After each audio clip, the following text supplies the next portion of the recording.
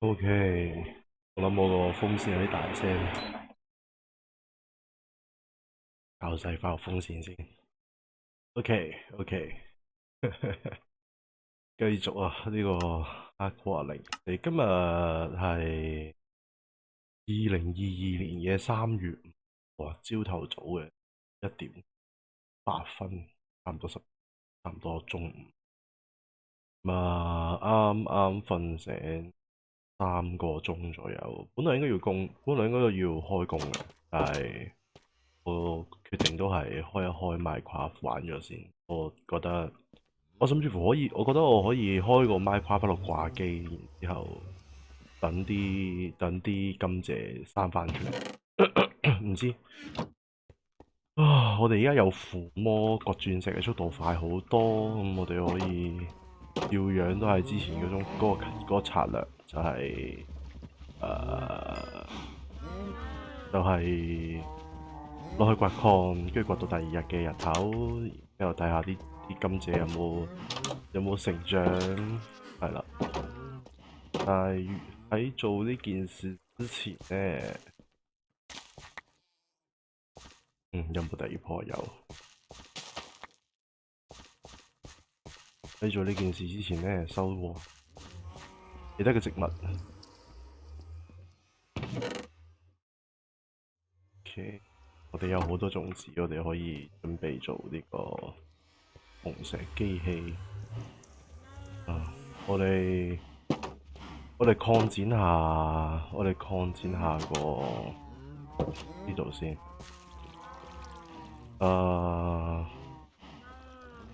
睇先，我諗緊個田好唔好直接向呢邊向下，定係繼續向呢邊？因為我哋之前邊係我哋嘅礦場嗰條隧道嚟㗎嘛，其實係應該係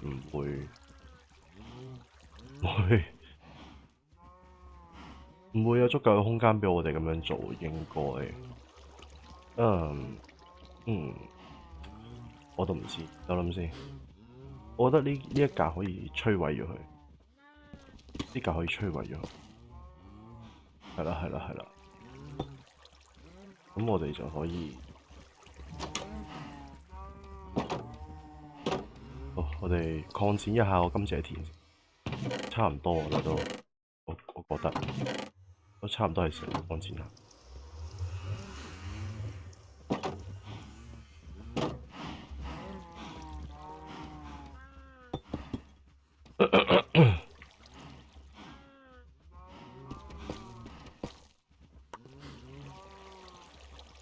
樣可以，我攞埋啲泥嚟，我哋就擴展晒呢紮泥啦。呢紮泥用完就擴展完，應該得嘅，係嘛？好，跟住3格。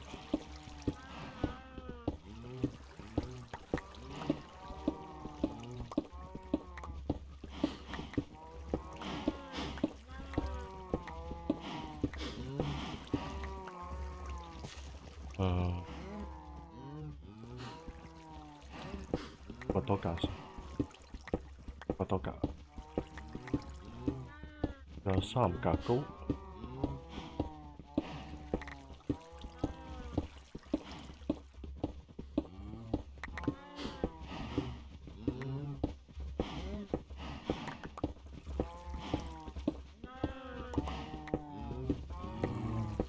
好爽啊！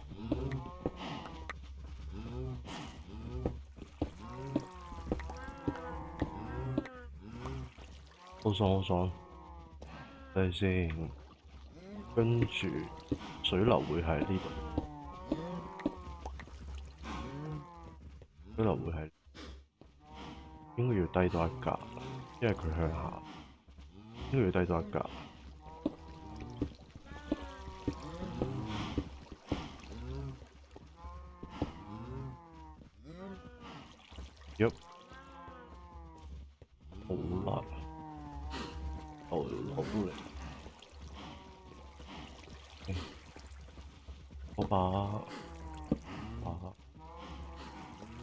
我位應該要擺喺呢度。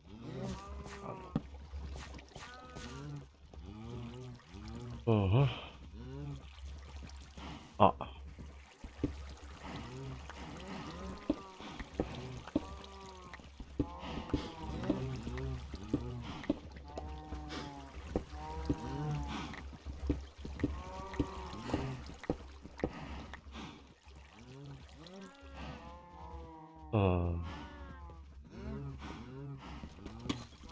突然間覺得呢度可以放，我唔敢，都可以。啊，呢啲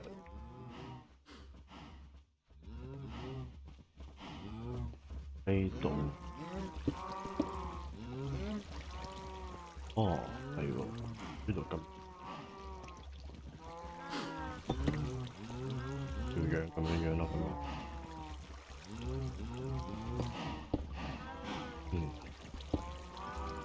可以，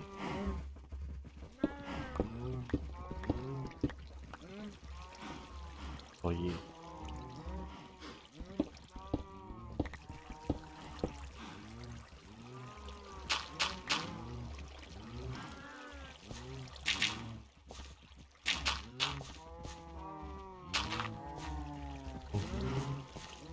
跟住呢，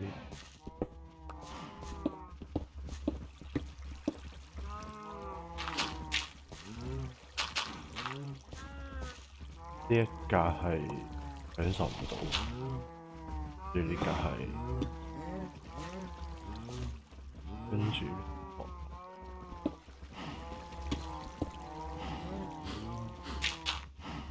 哦。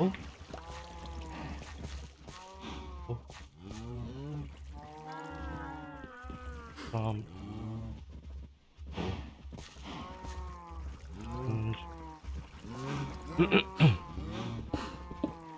哦，多謝。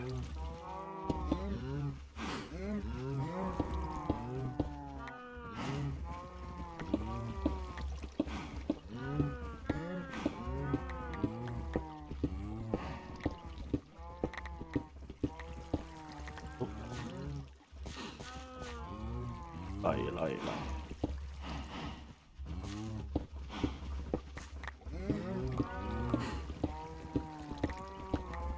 啊！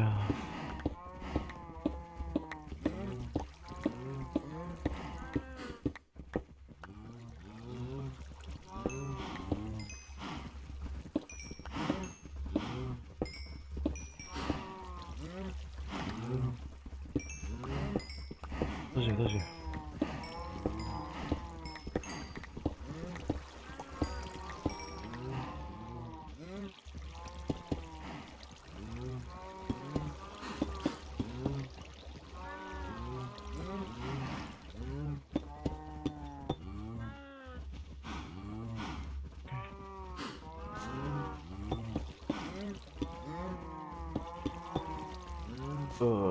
對先，應該嚟，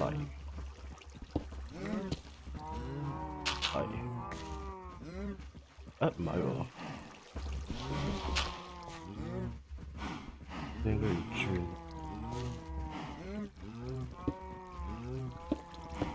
啲水口去到幾多？呢度，個水流越嚟越短。有冇做？冇。OK。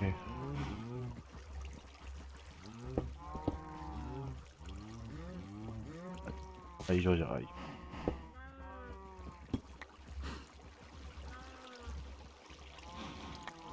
個係咪享受？呢個係咪低弱格？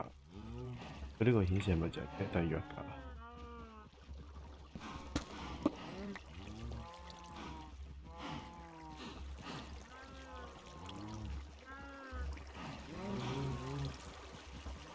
咗先呢度。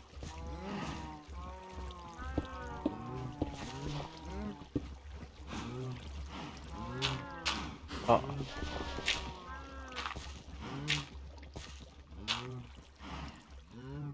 呢個係咪用唔到？好似用唔到。都唔緊要啦。啊！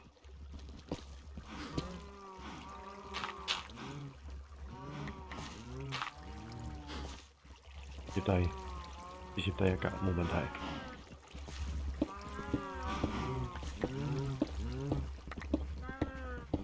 好嘈，係嘛？好嘈。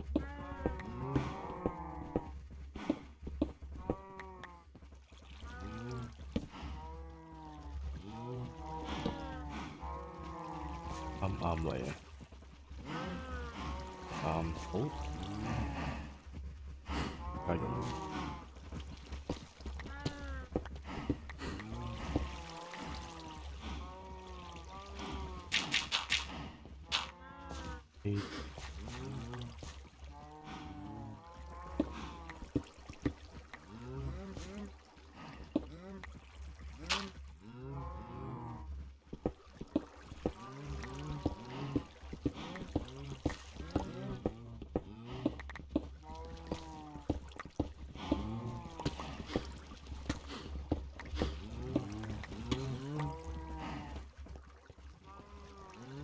係咁好。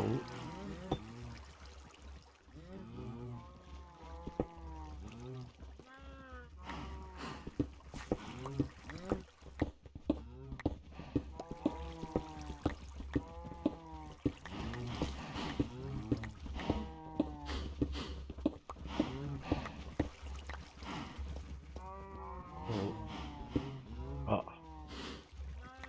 對。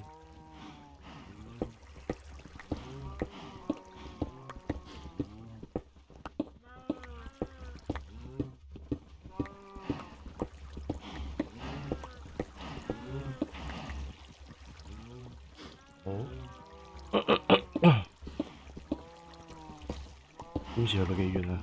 右前多一格。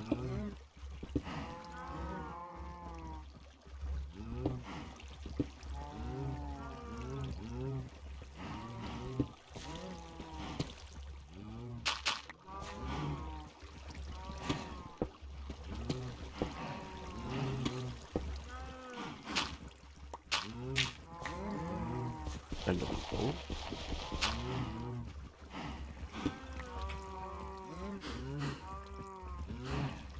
呢格可以咁外調，方便啲。跟住呢，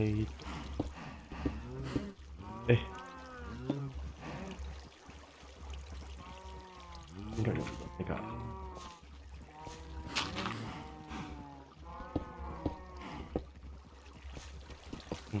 用到啦。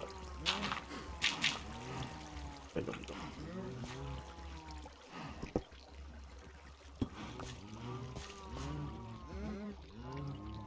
呢個用。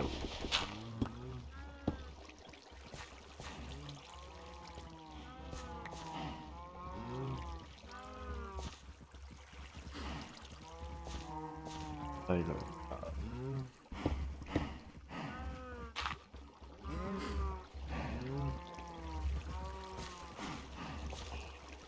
咁樣先，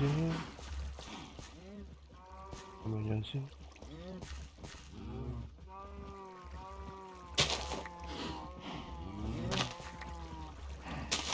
其實我可以全部整一個正確水源，整個無限水源喺度，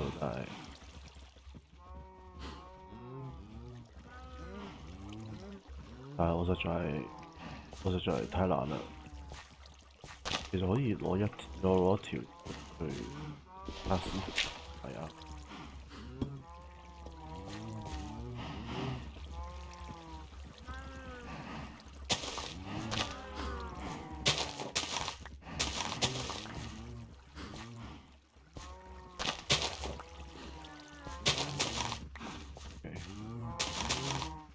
都可以，很好。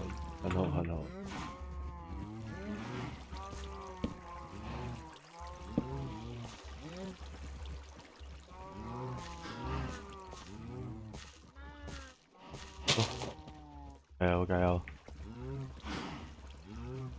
啊，其實我仲可以再再開多層，開多層啦。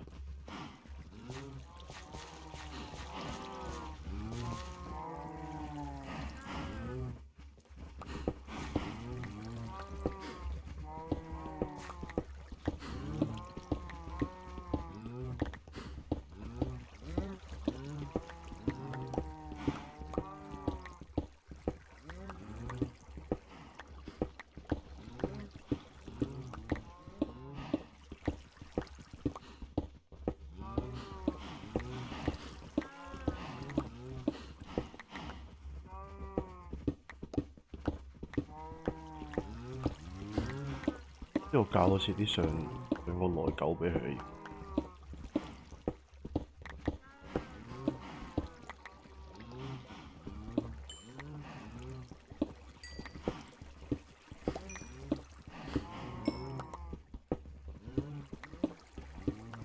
好用啊！呢個搞真。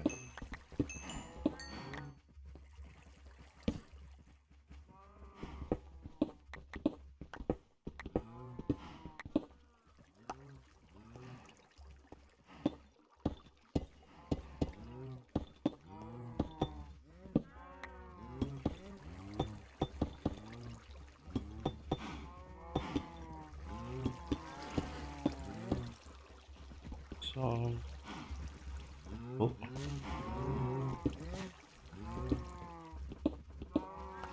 係咪呢度完啦？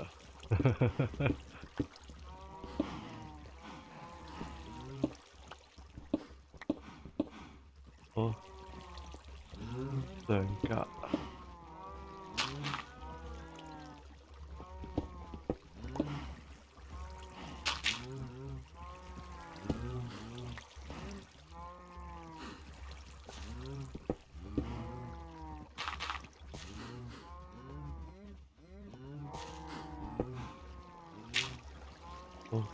第一格，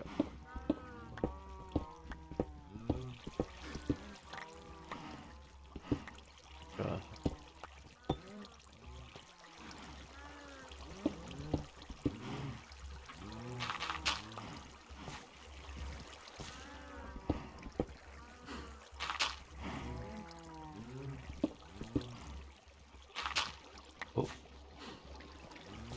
好，明白啊。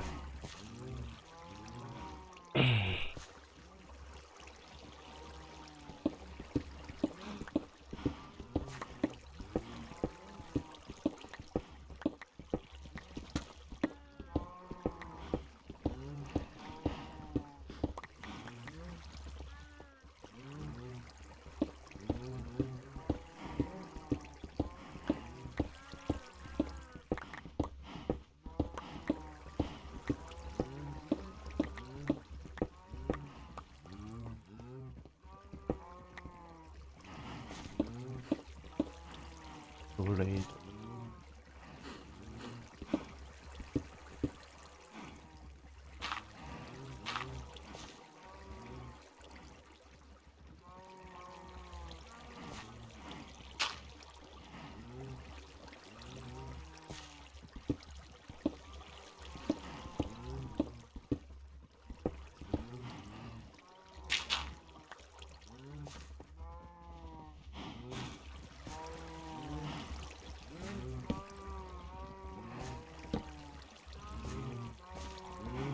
啱啊！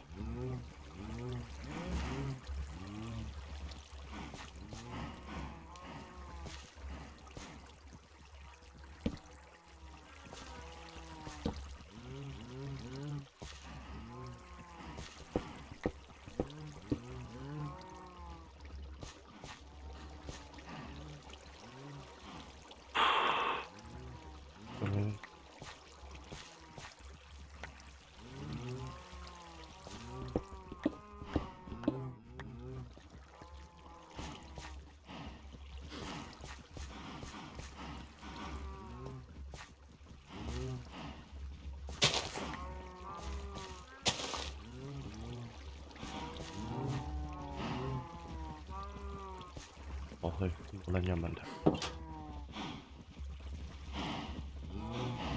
你哋呢度我幫你哋開大少少。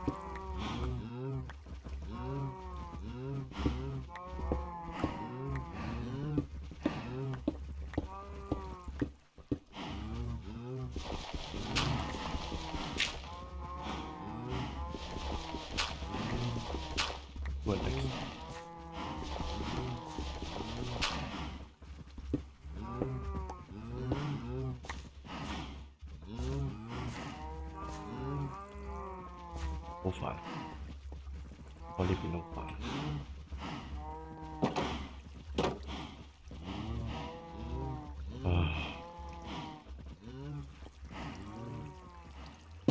好，越嚟越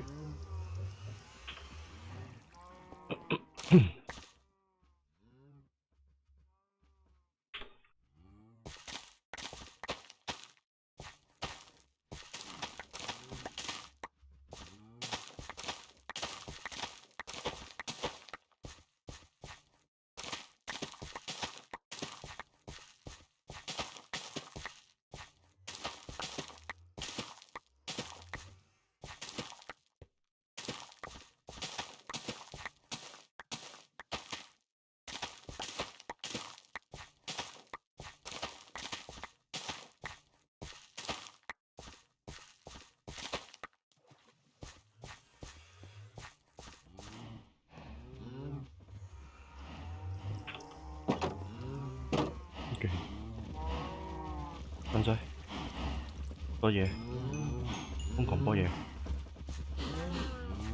做愛，阿林，翻多啲，翻完啦嘛，唉屌，再多啲俾，好啦。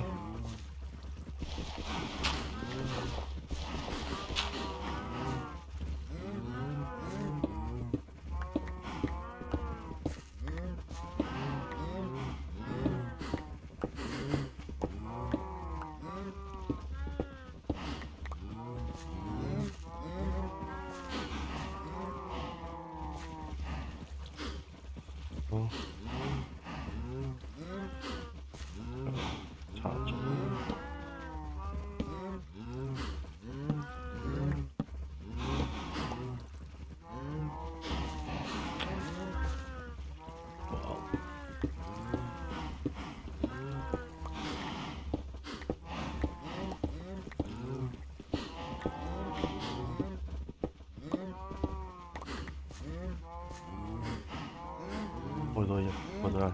我都係夾俾你。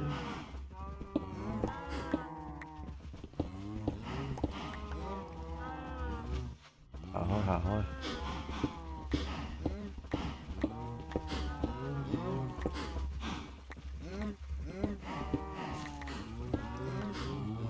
好，咁我應該好啦，呢個空間感覺。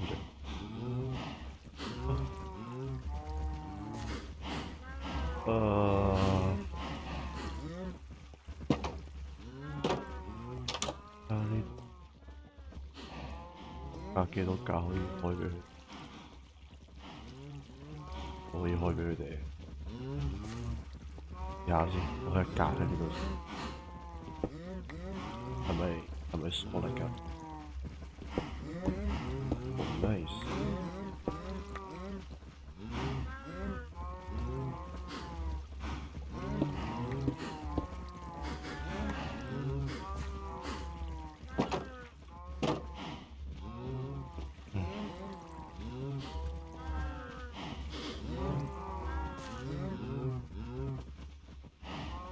做乜勁？離散你翻嚟，我就咁啦，你唔需要更加大嘅空間啦，而家已經好多空間可以。好啊。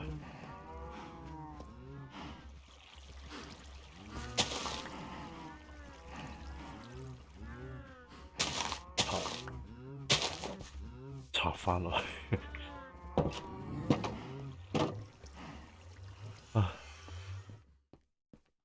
計種田都種咗10日啦，燒石頭攞經驗。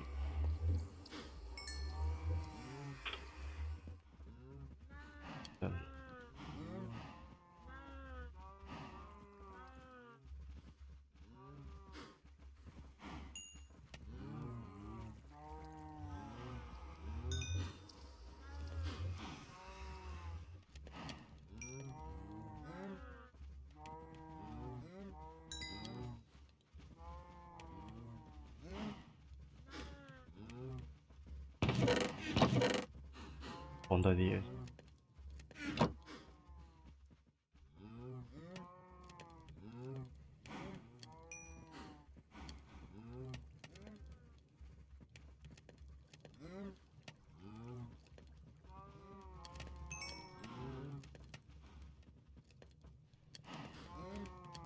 啊！我將 Exile。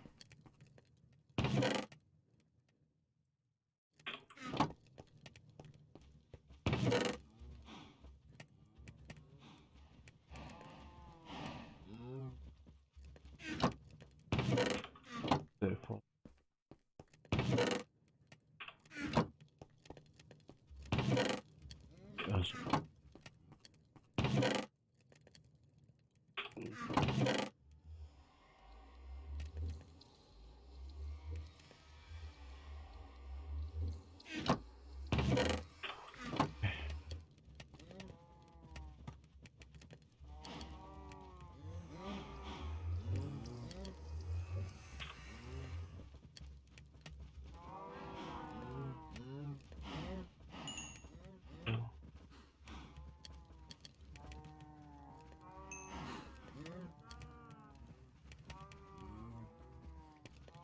哦。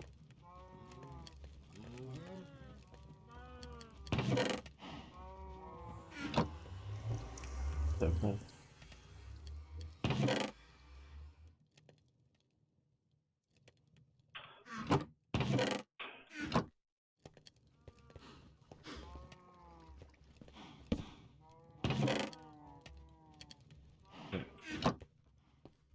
好毒。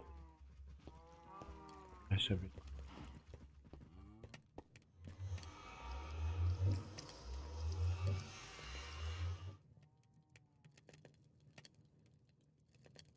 收復月歸。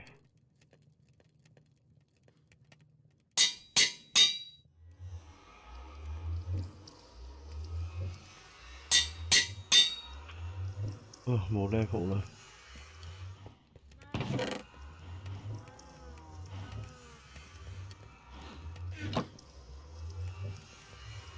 我哋係時候攞啲骨啦。再收復多次就好似已經好唔值咯。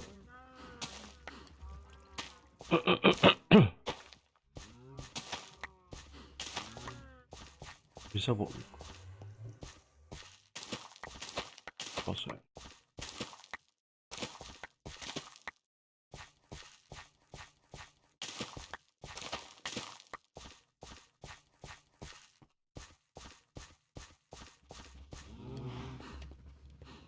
但係如果只係攞到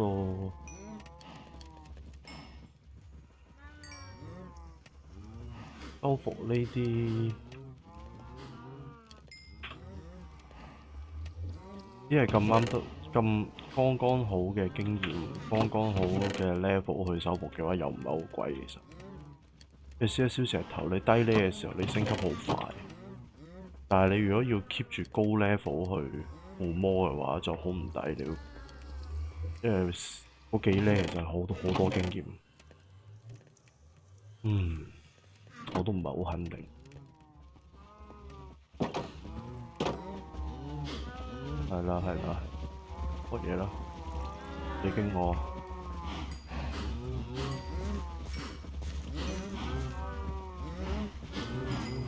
你們快做我去。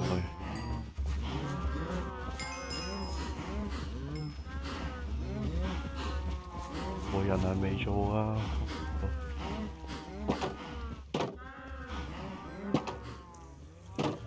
呢兩隻，呢個就係我啱先講嘅嗰樣嘢。牛棚啲牛，我應該 keep 住超多牛，等我可以每次都一次就可以升好多級咁樣嘅感覺。好，一種方向。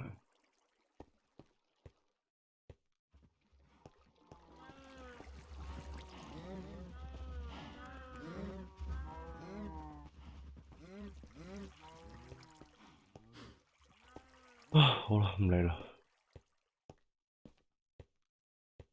我哋開始，開始 daily 個鑽石，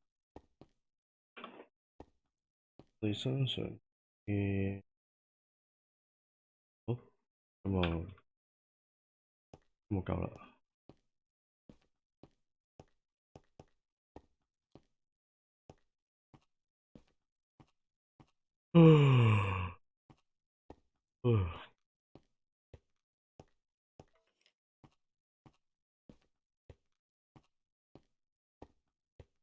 今日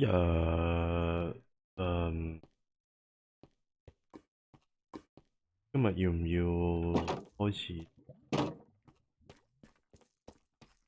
個掘礦嘅科啊？我意思係開啲嘢嚟聽嘅，我覺得係 OK，我可以開個掘礦科。我成日喺度諗，我應唔應該掘多一格？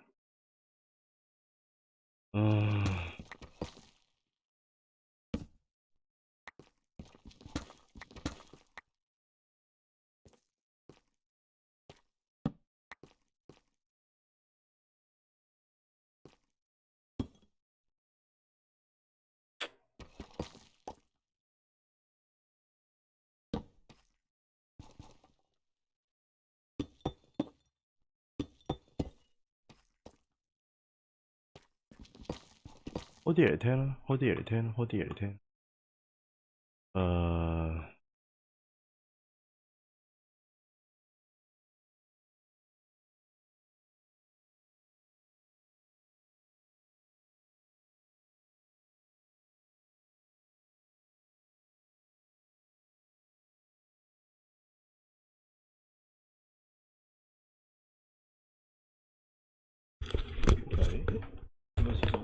打下開先。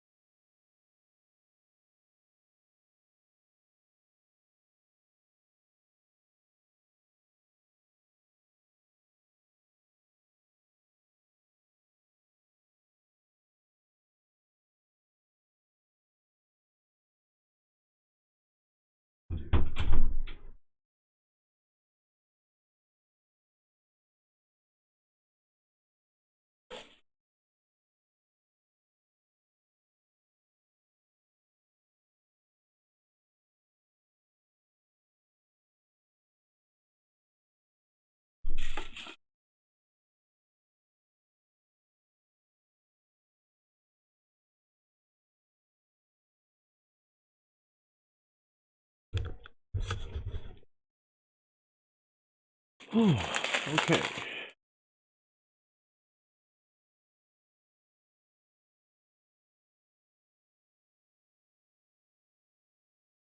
好，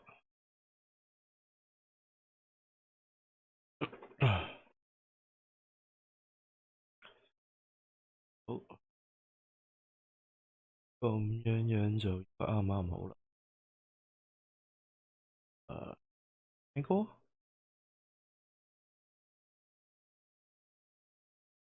聽啦，我哋有得個 P 啦放喺隔離，唔好理佢。Gambling. 我已經睇咗大半嘅呢個，我哋同大家 All right, guys, 一齊由零開始睇，揾啲片。呢個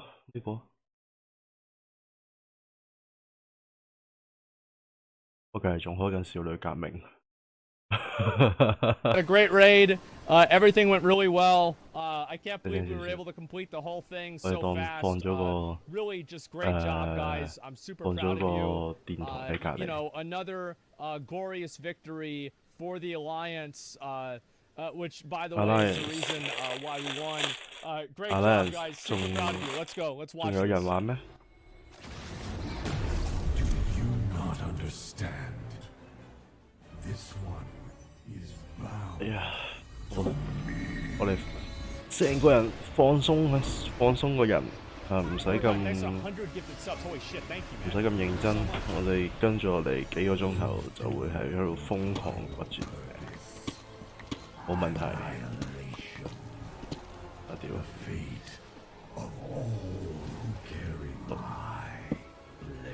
又係28貨巴，跟住就全身走人。Oh shit! Does not belong to darkness. It was forged by valor. And also by honor. Its legacy and ours Ooh, nice. are with you. Even here.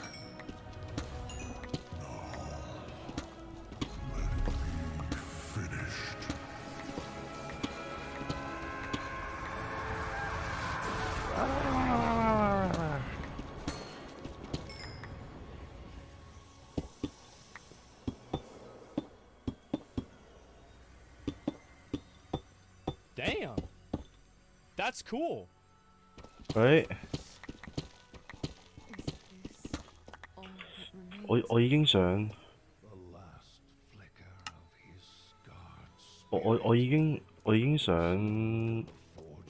我已經想整書架啦。其實諗，我已經有一定嘅材料可以做到呢件事。我想幫呢個搞副內狗俾佢，咁我哋可以慳好多鑽石。又或者我哋直情整另一個鑽石搞出嚟。整另一個有內疚同效率嘅鑽石，抵我哋呢個搞3個簽其實有啲貴去收服佢。我哋可以睇下可唔可以整一個2個標籤嘅，但係佢會有內疚加，哎呀最好有修復。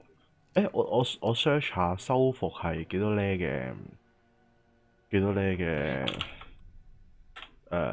附魔先。Minecraft Wasn't too bad. What do you guys think? What do you guys think of that one? I mean, yeah. Well, what do y'all think about it? It was okay. Yeah, I think it wasn't really that bad. 我哋直接賣到去有嗰個 level 啦。Like, why do Arthas like that? I mean, that's dirty. Dude, it's that's weird dirty. that like she blamed Arthas whenever it was like, I don't know. I feel like they did Arthas dirty. Like this whole thing they did Arthas dirty on. Because like you think about it, Arthas didn't do anything wrong. In Cinematic better than expected, it was better than expected. That's true. But what does that really say? And it's just like, I feel like it's weird because like Arthas didn't really do anything wrong. Sylvanas didn't really do anything wrong according to the story. It's all the jailer. So if the Lich King, if whoever the fuck was ever, 睇先。 he was being controlled by the jailer the moment that he picked up 結合 the 兩個 fucking 相 sword. 同， So like, how 犧 is 牲一個物品 Arthas 嚟 the 修復 bad 你。 guy here? You see what I'm 兩 saying? 個物品嘅 Like, 類型必須 how does this 相同， happen? Because like, from my 只 perspective, 能夠結合嘅 Arthas 貨物 isn't the bad guy. 入兩 Arthas 次 is just another 效 victim. 能做嘅修改都有 Because 效 the。moment that he picked up Frostmourne, he was already like he no longer had control of his body. He didn't have control of like his own will. And it's like Sylvanas monologuing at him like that. It's like, how the fuck are you gonna monologue at him like that whenever the whole reason why like we're here in the first place is number one because of you, and number two, the jailer was in control of Sylvanas too. That's how her soul was split. So like, how the fuck? It's like the cinematic was good. I like the cinematic in a lot of ways, but like, damn man, it's just. 加經驗 It just feels weird to me, man. Like, am I the only person that feels that 一 way? 次性喺 Like, where it just feels weird to me? 修改限制39級，如果費用高於39級貼錢，拒絕對其修改，並顯示過於昂貴。但係亦都可以透過修補物品後結合去避免。附魔書。物品有效附魔。 So let's go ahead. We're gonna watch the cinematic. So Zoval, she shoots an arrow at him. Big surprise. Didn't do anything because he's the fucking jailer and she's an elf. So Zoval catches that shit like a wiffle ball, and he thinks it's funny, and so he gives her soul back. All right, here we go. Vanessa's soul has been fractured 附魔書嚟 from the 嘅 moment of her 附魔 death 所需要嘅經驗。 until now. Burn it! 繼續。 This was their home. And you slaughtered all of 於是要 them. 講 How could you take all 就第一首 those innocent lives? This was 就這樣 beyond life and death. There was no other path to true freedom. 啊 How can you not 好 see that? I 換 see 雷 you 爆 are 炸保護呢個係好重 murderer, 要。 monster, 到時嗌 butcher. Why can I not escape this torment? So that was cool. I like how they added actual The jailer characters for has that. severed their bond 同埋要 and 食 condemned her to 跟住 endlessly 無限 relive 要加 atrocities. 無限好 So 平， long as her soul 經驗 remains 修補係咪 divided, 短號 awake. Maybe she shouldn't. She's the True. only one who knows Okay. the True. jailer's plan 驗修補 and how we might save Anduin. She's the one that turned Anduin. 我而家係17，經驗修補係26。 How can we possibly trust her? 對應經驗求轉化為物品率。 Her wound runs so much. I have to pause. 哦 Okay. What's the logic here? That we're gonna trust Sylvanas or not? So what are the pros and cons of not trusting Sylvanas? Well, you have to go up against basically a bald being with very prominent nipples that's on the same 我 relative 同 power 扮 scale 嘅 as 附魔互相排 Sargeras. 斥。 So you're gonna lose, right? This is just like it's a guaranteed L. 唔止 Like there's no 有 way. 方法 I mean, 有 he 同一個 snapped his fucking fingers and wrapped up Jaina, Oh. Thrall, and Bolvar Okay. in a second. It wasn't even. He didn't even OK， think about 可 it 以喎，可以 because 喎 he's，a fucking jailer, right? And that's other. Yeah, 可以 he's, 喎。 this is death with a capital D. 咁我哋 So 將 like, 個 how the fuck do you think that you even have a 將個 chance 附魔 without 台嘅 trusting level Sylvanas? 去到去加 logically, 度。 like Sylvanas sucks. She's really bad, but it's obvious that you would have to trust her. So it's really like them getting mad about it is it's just fan service. OK，你去 Cool, I like 我 it. 哋又去幫啲牛牛，你又去幫啲。 This is Sylvanas before she was banned. She's hot. Yeah.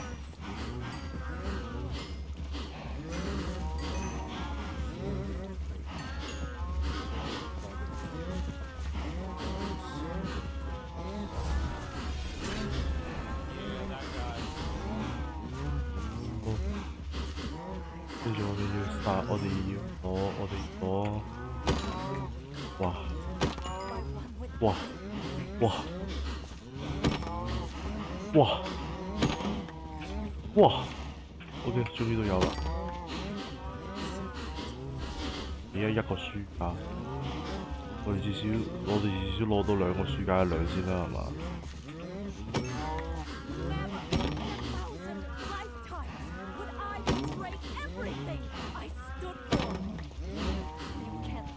哇！係啊，RNG 咁弱，係過嚟啊！過嚟啊！你哋過嚟！你哋唔好喺個門口度好煩呢度。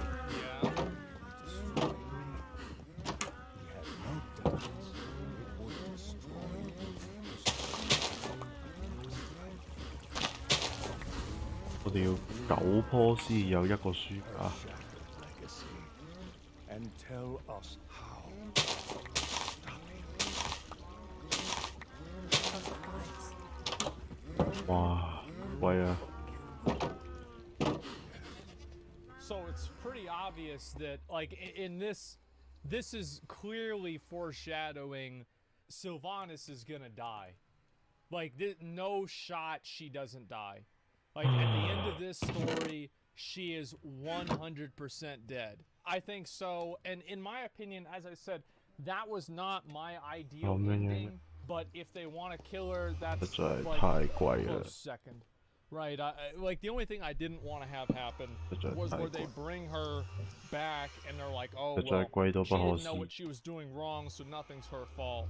So I feel like it's very clear that they're either going to like kill her, imprison her forever, some bullshit. I think what's gonna happen is it's gonna be some situation where Sylvanas sacrifices herself in some final redemption act in the last cinematic of the game of Shadowlands. Like, I think this is what's gonna happen.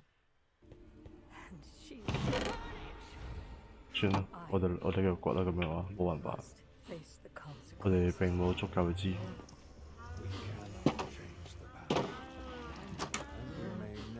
呢邊呢個田我收縮咗，你啲牛食咗好多，但係我哋咁樣挫一挫都只係攞到1個書架，實在太失望啦。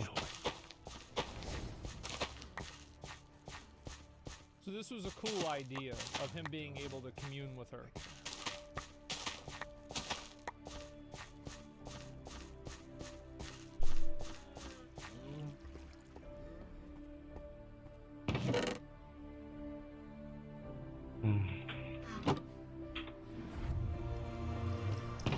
So that's cool. At the end, it's definitely cool. Reminds me a little bit of the Jon Snow thing with whenever they found out who his mother was, right? I think it's cool to see like Sylvanas as an elf and everything like that. Primarily because she's a lot hotter than what I would have expected. The cinematic quality in itself, like just like the way it looked and everything, I think this is definitely better than what we've seen before with a lot of cinematics that are done with like in-game characters and in-game assets. So like there could be no dialogue in here at all, and I would still say this basically. It's basically where the dialogue comes in, that's where we have the problems. But if you want to look at the tangibles, it looks cool, the music's good, the cinematography's pretty good, all of that's totally fucking fine. So yeah, that's the way I see it. Anyway, yes, the tangibles. Now let's talk a little bit about the intangibles. We're going to rewatch this, and I'm going to kind of make comments on it throughout, and we're going to talk about the different things. 我冇睇佢嗰個故事線，我唔知佢講緊乜嘢，我完全唔知佢講緊乜嘢。 I liked it a lot. I thought it was really good. Do you think the cinematic is cheaper to make than the ones they promote the expansions? 07年，我哋 So today, I want to tell you the story, the adventure, the beginning of a grand adventure of a young Asmongold many years ago, sitting in his room, playing the Burning Crusade. There I am. There's me right there, and then there's Jeff behind me, and then there's a roach in my bathtub. Bro, dude, Wrath of the Lich King was lit. December 10th, 2008. I like the shirt a lot, and I wear it a lot. What can I say? All right, let me see here. Was Warwood to Draenor really bad? Really that bad of an expansion? Am I gonna get mad watching this video? Like, am I gonna get angry watching this video? Because I think that there's a pretty big possibility that could happen. All right, here we go. Warlords of Draenor, one of WoW's most infamous expansions. Whenever something bad happens in World of Warcraft, generally they'll use Warlords of Draenor as a measuring stick. Yes. To say, sure, this new feature is kind of... It's the brown standard. Instead of the gold standard, Warlords of Draenor is the brown standard. If it's shittier than WoD, then that's really bad. But it's not as bad as this thing from Warlords of Draenor. And to an extent, it deserves some of that criticism. Yes. Blizzard themselves even apologized for the expansion. They should have. But was it really that bad? Yes. When Warlords of Draenor first launched, you might be surprised to hear that it set records for returning players. There was almost nothing but positivity about the expansion online. Once people were able to play the game anyway. Although rocky launches aren't exclusive to Warlords of Draenor. So why... Every game has bad launches now. Like, there's almost never a game that comes out that doesn't have a completely scuffed launch. So I'm not worried about that at all. Why were people so jazzed about the expansion at first? Like, I'll win. Let's dissect the questing real quick. WoD had this system called Draenor perks, where when you were leveling up, every 2 levels or so, they would just give you a boost to one of your main damage abilities. That was so or cool. just something that you'd use all the time. For Shadow Priests, they would get a perk that allowed their Mind Flay to channel 33% faster, which is just straight up a damage boost to one of their main filler spells. They also received a feature which enhanced Shadow Orbs. Warriors got the Whirlwind thing too. It was fucking awesome. Deal for DPS back then. Yep. Because it meant it was much harder for them to cap their main resource. I thought this was They were also really given cool. the ability to generate that resource with another skill and allowed to use their main defensive cooldown more often. Yeah. MM Hunters received a base bonus to their focus by... Dude, these were so cool whenever you leveled up and you actually felt that, like, you got this new bonus. The perks were great. I was disappointed whenever we lost a few of them. 20. Survival Hunters got a straight up 1 second increase to their explosive shot, which is huge for their main damage dealing ability at the time. Mages got a speed boost after using Blink. Arcane Mages got a buff to the Arcane Blast, which allowed them to cast it faster every time they gained a stat. Nobody plays Basically, every class and spec received huge boosts to their damage or utility while leveling up. That's awesome. And got to keep these boosts for the entire expansion. So it was one of the last expansions where your character actually felt stronger as they leveled up, rather than getting weaker. I feel like in Legion, you felt a lot stronger whenever you leveled up. But you're right. After Legion, in BFA, I felt weaker. And in Shadowlands, I felt weaker because you lost, like, the Heart of Azeroth and you lost your Azerite traits and stuff. So, yeah, I would say that Legion was the last expansion where you actually felt stronger. Zones themselves also contributed to this. Yeah. Every single zone in Warlords of Draenor had the very specific zone perk. And when you started off in Frostfire Ridge or Shadowwind Valley, you would get a specific ability that only worked inside the zone in the open world. That was really cool. The default one you got allowed you to basically like summon a small army to help you fight something. Yep. When you moved over to Gorgon, they would let you choose between 2 abilities. One of them allowed you to summon a mech suit that was actually very effective at mowing down ads, and even gave you the niche ability to fly for a short amount of time. Yep. It was a huge, legitimate DPS increase to be able to use the Mech Shredder 5000. But I would use the Mech Strider to solo the elites. I remember I had like a whole strategy on how I would do it whenever I was leveling up characters. It was so good. Only available to this one zone. Yeah. You also had access to the Champion's Honor, which would summon a champion to help fight for you, and then give you a buff after he went away in a minute. Fuck that. Which would be stronger based on how many enemies you killed while the ad was out. Dumb. In the Spires of Iraq, you had the option between picking an extra Hearthstone with the reduced cooldown, that also increased your experience gain by 20%, or a rare NPC vendor who could... It was like literally no... Like, anybody who didn't go for the experience boost was just a moron. Like, I'm sorry, but there were some of the options, and like one of them was like 1,000 times better than the other one. Summon every 10 minutes. The rare goods vendor, he sold like one rare toy, and so you had to have an alt that did it, so you could get the toy, and that was it. which would sell you a whole bunch of buff items that would directly increase your damage. Almost everyone picked the Hearthstone because of the increased XP. Exactly. But both of them were great options to pick. In the grand, you could, and the extra Hearthstone combined with the mounted extra while fighting. XP made Aspires of Iraq one of the fastest leveling zones. Yeah. In Talador, you had the option between 2 different DPS cooldowns. One of them would summon a Guardian Orb that would come out to electrocute enemies. And the other one was 3 charge artillery strike, which was off cooldown enough where it was basically part of your rotation by the end of the zone.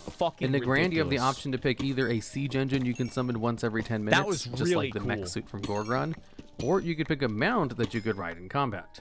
Yeah, one you of them could is a ride temporary and fight mobs in combat on the mount. Like that, dude. WoD level, dude. WoD. I mean, honestly, man, like WoD leveling was fucking amazing. I really do think WoD, for all the faults that it had, the leveling in Warlords of Draenor was, in my opinion, probably the best leveling in the game outside of Classic. I think that it was better than Shadowlands. It was better than Legion. It was better than any other expansion. It was the best leveling. And also, like, for its time, I think that it was better too, because it was the first expansion that really integrated in-game cinematics into the storylines. And then on top of that, it had treasures that you could find as well. Like by Legion didn't have any treasures that gave you experience except for like 3 of them. And in WoD, you could go for treasures, the rares. You had all these really cool bonus events that you could do. There were the main quest lines. There were the alt quest lines. There were different rares you could kill that would give you quests to turn in. Wrath, dude, you're right. Yeah, there was the Wrath cinematic. Wrath leveling was terrible. Like it was, I don't know if it was terrible. It was the same as BC. Like, it was the exact same as BC. The only difference with Wrath leveling is that you could fly halfway through whenever you were done leveling. So it was like level 77 or whatever. It was, yeah, I guess Wrath was good. Like, yeah, Wrath leveling was okay. But WoD was way better than Wrath leveling. It just was. Like, it was so much more dynamic. There were so many more things you could do. And I know people can get mad. I know you can get mad. I think WoD leveling was the best leveling the game's ever had since Classic WoW. Wow. I cannot believe that I said that. I cannot believe I said that, but I really believe it.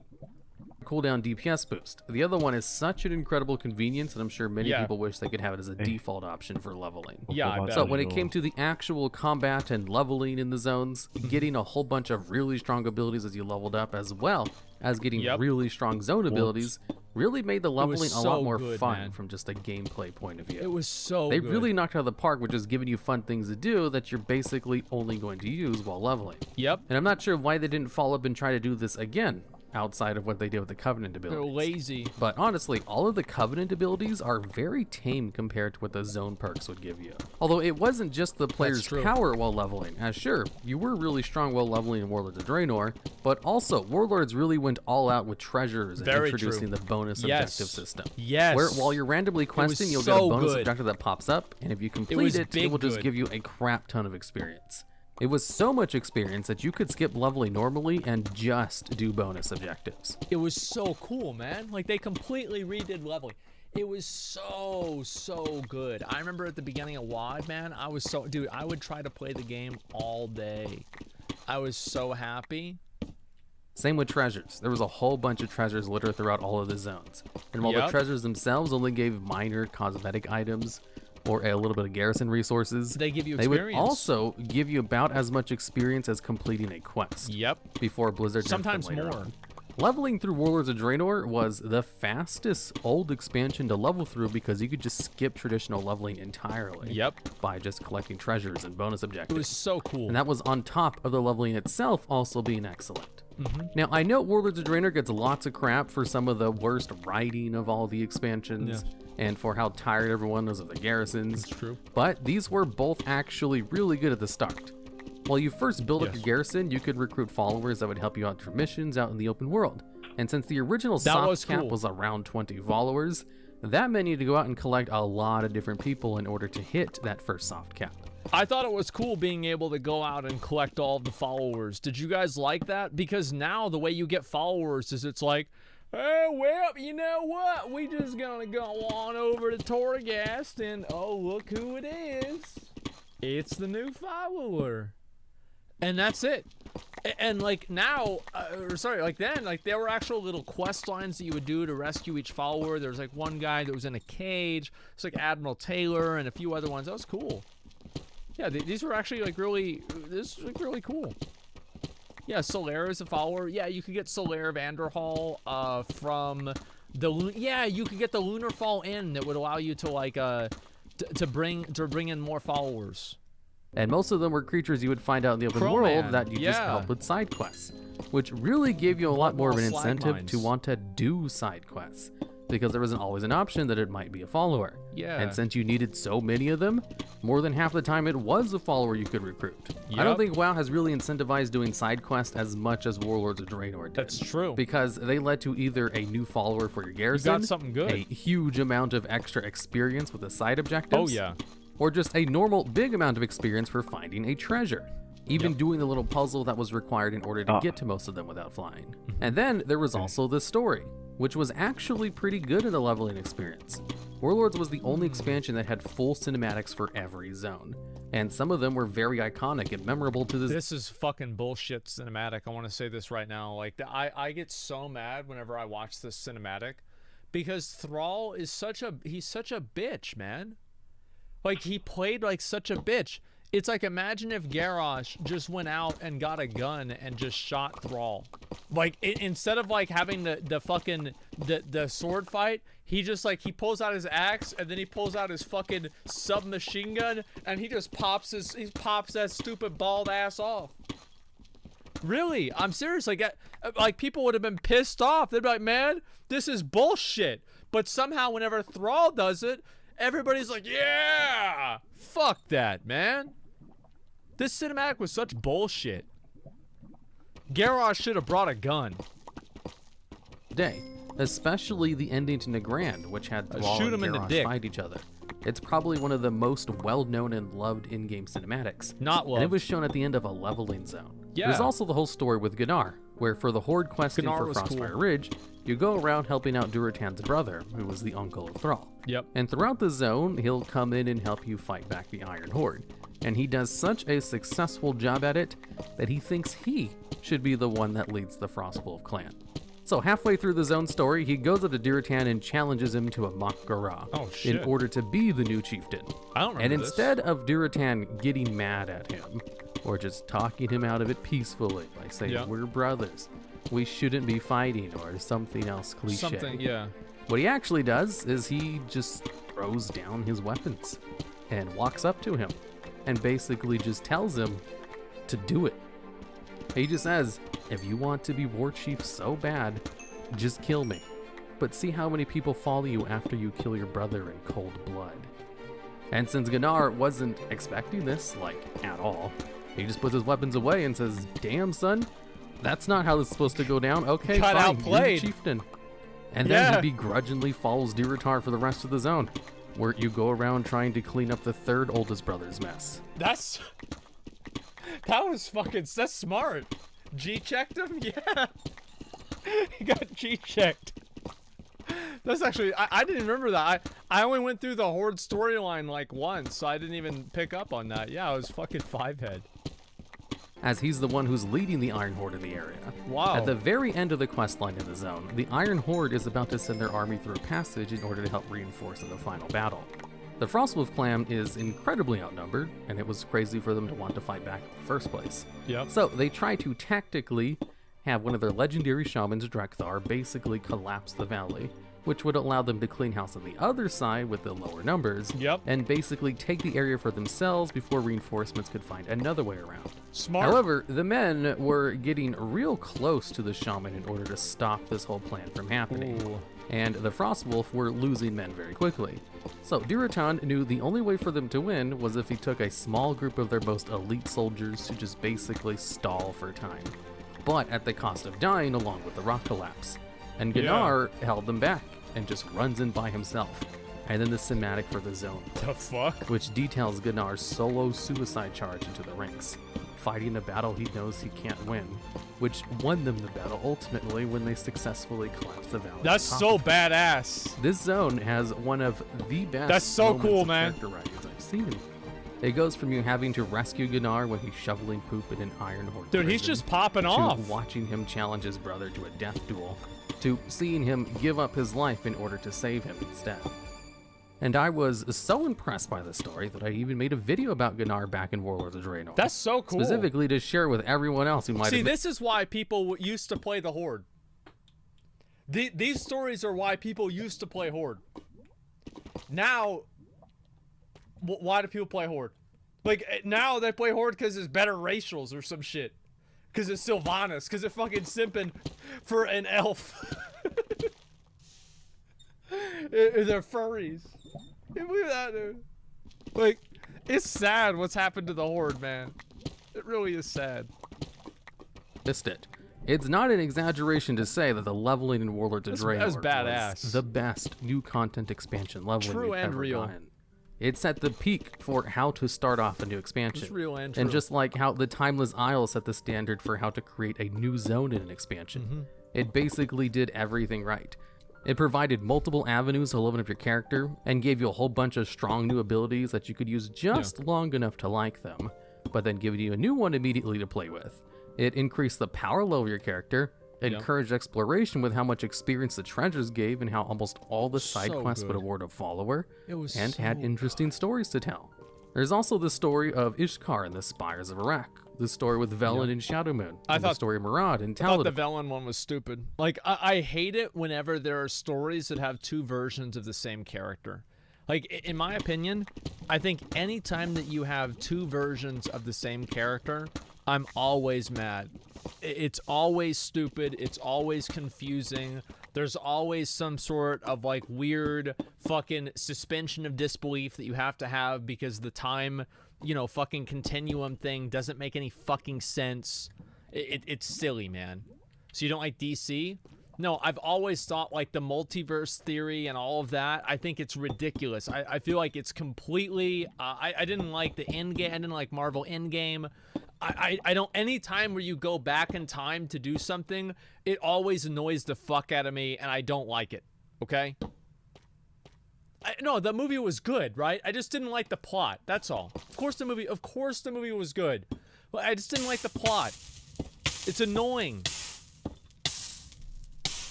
There's always All holes of in which it. topped off with full-length cinematics at the end. You can see why there was nothing but positive words to be said about the leveling experience. True in and Warlords of real. Draenor. But that's not the only thing they did right. What else? While Warlords of Draenor only had 3 raids in the entire expansion, Yes. 2 of the raids are some of the best raids we've ever gotten. Even the 3rd raid, High Mall, was also a good raid. But if you were to ask... Dude, High Mall was amazing. What the fuck? Is this guy high? Like... Dude, fucking High Imperator Margok, in my opinion, on Mythic, is one of the best boss fights of all time. Like, it's up there with, like, Kael'thas. It's better than Illidan. It's like, I remember whenever my guild first did it, I wasn't in for the first kill. I forgot why. I don't know. It was like a long fight. I didn't want to do it. But it was like a 17 or 18 minute fight. Imagine that. A 17 or 18 minute fight, and you finally kill him, and then Cho'Gall shows up, and then you have to fucking 1v1 or 1v20, really, Cho'Gall. It was so badass, man. To me, my absolute favorite raid in WoW's history that I've personally done, I love High I would Mall. probably have to say Blackrock Foundry, the 2nd raid that was released in WoW. BRF was brutal. Blackrock Foundry did something that no other raid has done since. Yeah. They went ham on unique boss fights. Hans and Yeah. Franz is still wholly unique in its belt mechanic. I remember whenever this came out. Remember back whenever I first started streaming, if any of you guys watched me back then, and I would do this boss fight, and I would say avoid every single time that we would have to do the stamps, and people would get hit by them every single time.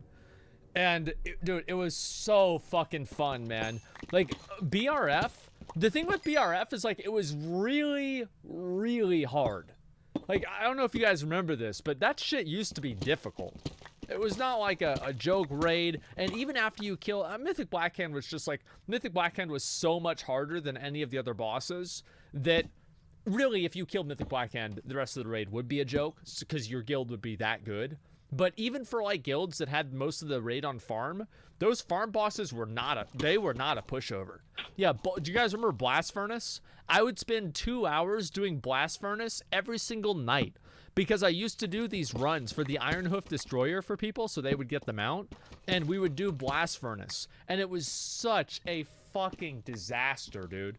Every single time it was a fucking disaster. Always on Blast Furnace because nobody knew how to do it. Where basically you're fighting two bosses at the same time. Yeah. And while you're fighting them, you're in a room which has a constant conveyor belt going back and forth. This was such on a the good conveyor fight. belt, there's stamps that will occasionally come down fight. and either damage you on lower difficulties or instantly kill you on higher Delete ones. you. Absolutely and while there were delete little you. sections of the fight where you could stand still and not be on the conveyor belt, Yep. occasionally void zones would come out and would force you to get on the belt anyway. Yep. There's even a section of the fight where you basically just have to do the safety dance and just move This was out of so the press fucking funny, while man. on the conveyor belt still going back. And like the best thing about these fights, I love things like this, like the safety dance, is because you get to see who the real idiot is. You get to see who the real fucking stupid asshole is. You get to see what the real fucking Dumbo dick sucker dumbass is. And you get to see him, and he's running up and and then you see his little corpse. Oh, it was amazing. I love that fight. And forth. There's also Ore Gorger, which had you fight in a little maze, hated and this periodically throughout the fight, he would just start I rolling hated this around, fight. which made the entire So raid have to annoying. run around the little maze and DPS crates so that he would Yep. eat the ore in them and end the phase and It go was back to the really normal boss good, man. fight. This is another fight which is wholly unique, as you had to split Yeah. up the raid in order to run around and DPS all the crates, and of course avoid the boss who's rolling around trying to kill you, so that you Yep. could have enough in order to end the phase before he rolled over and just killed everyone. Blackhand himself, the final boss, was also pretty unique for the time. While the fight itself was pretty generic, they did have a gimmick to the fight where every phase of the fight happened on a Blackhand was also, I think Blackhand is probably one of the best in-game boss fights of all time as well, because it was the complete opposite of High Imperator. So High Imperator was a 17.5-minute dick clincher. Blackhand was a 7-minute DPS race. If you go back and you watch the world first kills for Blackhand, and you watch the optimization that they had to do in order to actually do the damage against the boss, it was unreal, man.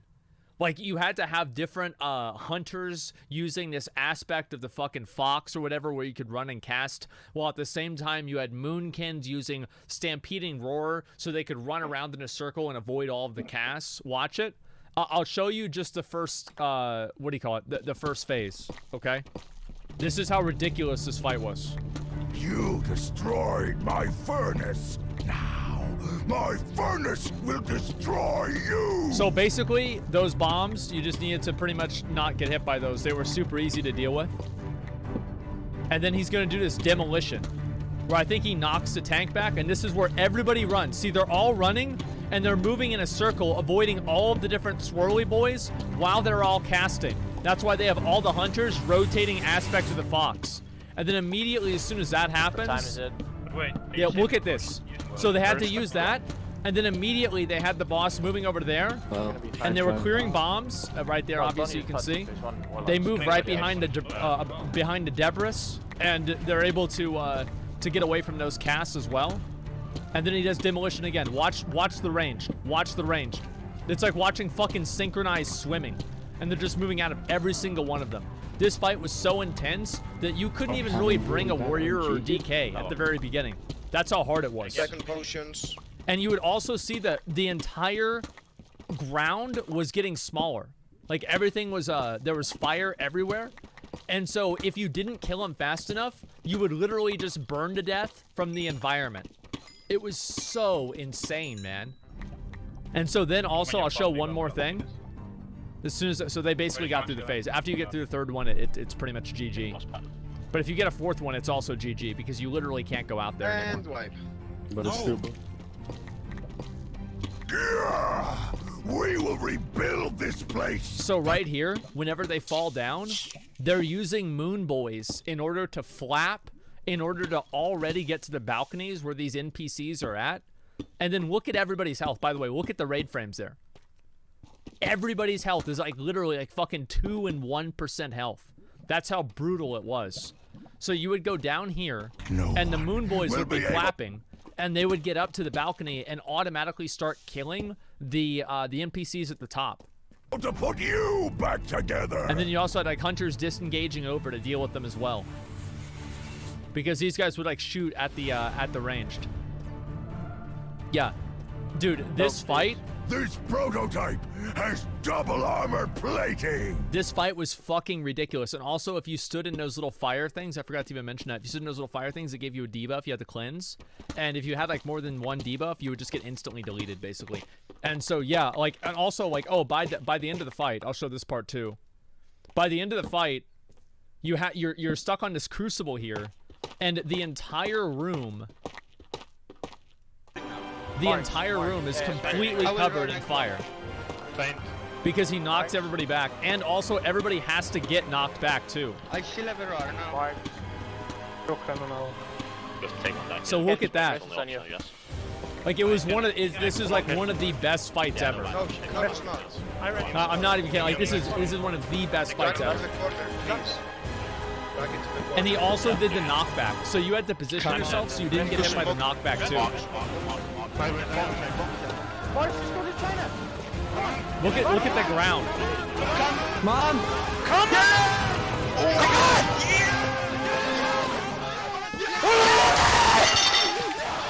I like how that guy broke a plate.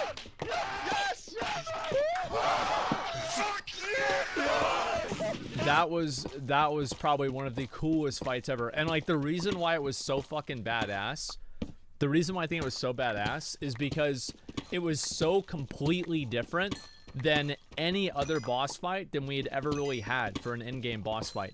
Nobody expected that it would just be ridiculously fucking hard.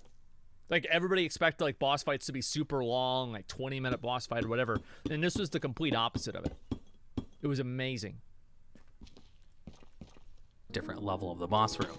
Phase 1 would be on the top level. When you transition, he would just break the floor and take you to the second level. Yeah, and once the second phase is over, he would break the floor again and take you to the bottom level, where you had to deal with knockback mechanics that could instantly kill you if you fell off into the lava. Yeah, we had that happen a lot. And it was such a loved final boss fight.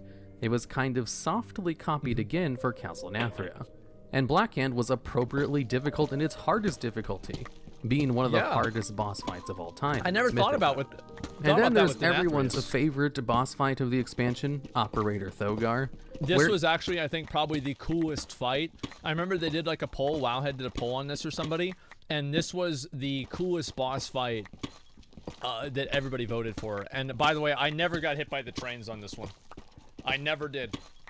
You would find him in a room with 4 train tracks, and periodically throughout the fight, trains would just come out and kill anyone that was in its path. And sometimes trains would come and stop in order to deposit ads at you to fight.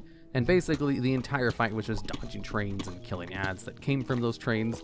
And if you didn't kill them fast enough, then too many trains would come in and kill you while you were trying to get the others to And go on away. Mythic, they would just instantly kill you. Unique boss fights can be a good or bad thing. People complain a lot about Hans and Franz for giving them motion sickness, yeah, that which was is a problem. probably why they That's never did definitely something true. like that again. But Blackrock Foundry was a testament to creative boss mechanics. I don't think a raid has really matched Blackrock Foundry's level of just pure amount of unique fights since. See, like, I used to be really good. Like, I'm gonna show you guys this real quick. Look at this. This was back in the day. That was your boy Asmongold right there. I used to raid back then. I was big dick in it. The thing is, the raid after Hellfire Citadel was also a top-tier raid. Hellfire Citadel was good. You see, good. in Hellfire Citadel, Blizzard made some of the most complicated fight mechanics that we've ever made in boss fights. Hellfire Citadel was awesome. The reason why people don't like Hellfire Citadel is because it lasted for like 2 years or something. The raid was good, objectively. And they were so complicated because add-ons at the time allowed them to show you a lot more information inside of raids than they do today. I still have some footage from back in the day when we were doing Mythic Cormorant. I hated this fight. Where there was a phase where everyone in the raid had to run to a the specific assigned void zone in order to soak. Yep. And the way you would deal with this mechanic was just to have an add-on to literally have an arrow on the screen that would point you exactly where you needed to go. This is so stupid. As it was set up before the fight started. During the final fight with Archimond, there was a mechanic where it shoot lasers through people. Oh, dude. The Mythic mechanic. So apparently the Blizzard intended way of doing it was for everybody to fight Archimond in a huge circle. And so nobody would like chain, and so everybody would be staggered out. But players didn't even do that. They just developed an add-on so where you could just stand still and just move slightly. I'll be right back. Where you only wanted the lasers to go through the 2 people selected. So you had to coordinate yourself in a way so it would only pass through those 2 people, not anyone else. Yeah. And at the Mythic difficulty, this basically went on everyone at once. This boss was So you had to ridiculous. coordinate the entire raid in order to not allow a single laser to overlap and hit anyone, which was basically accomplished through an add-on. There's also Shadow Lord Ishkar, which had a mechanic where you had to throw around an item that gave you an extra action button in order to interact with all the mechanics of the fight. You know, in case While anybody... it may not be as good as Blackrock Foundry, it was still also an excellent raid. It was basically the upper limit for how difficult boss mechanics could be. There hasn't really been a raid with mechanics as difficult as Hellfire Citadel since. But mechanics as difficult as Hellfire Citadel since.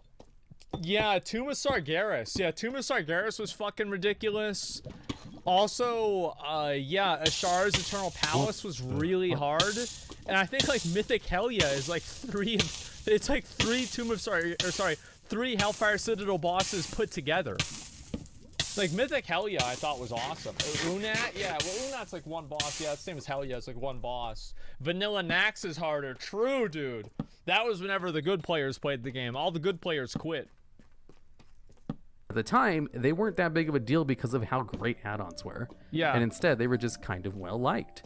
And Archimon himself proved to be a huge challenge as a final boss. He's I think he ridiculous. took number 8 on my list of the hardest bosses of all time. Took him like 400 attempts or something. 460 So, when attempts. it came to raid content, It's a lot. it was actually excellent. The reason Yeah. the raids aren't talked about as much as some of the more iconic ones, like maybe Old War or Mm-hmm. ICC, is because the expansion itself has a negative rap. True. Which means it's not a good idea to talk about the positive aspects. True. Because talking about negativity just straight up gets more clicks and views than talking about positives. Even if people did talk about the positives, they just aren't heard by as many people as all the negatives. And there's also I think that generally negativity doesn't. I've always disagreed with the idea that negativity is like fundamentally more attractive to people in some way or another. I've just never, I've never agreed with that.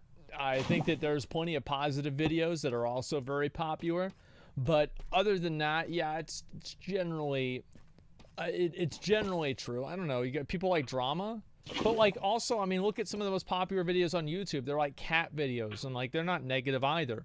So I don't think it's really that simple. also lots of features that were introduced in WoD that many people still enjoy to this day. Warlords was the expansion that upgraded the heirloom tab, which basically allows you to equip heirlooms on brand new characters without having to mail them. Yeah. They also added a tab for toys and tabards, so you no longer need to hold them in your inventory.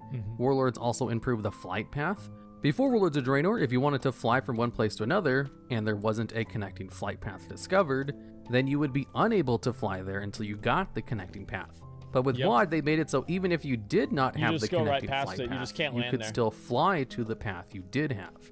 And with the new Stop Flight button, a button so useful they even added it to the No Changes Classic WoW, this button appears when you get on a flight path, and when clicked, automatically cancels your flight, causing you to stop flying wherever That's you're true. going That was and really land useful. at the next stop that you have known. I always like that. Forgot to get something in your bank mid-flight? Well, cancel and go back.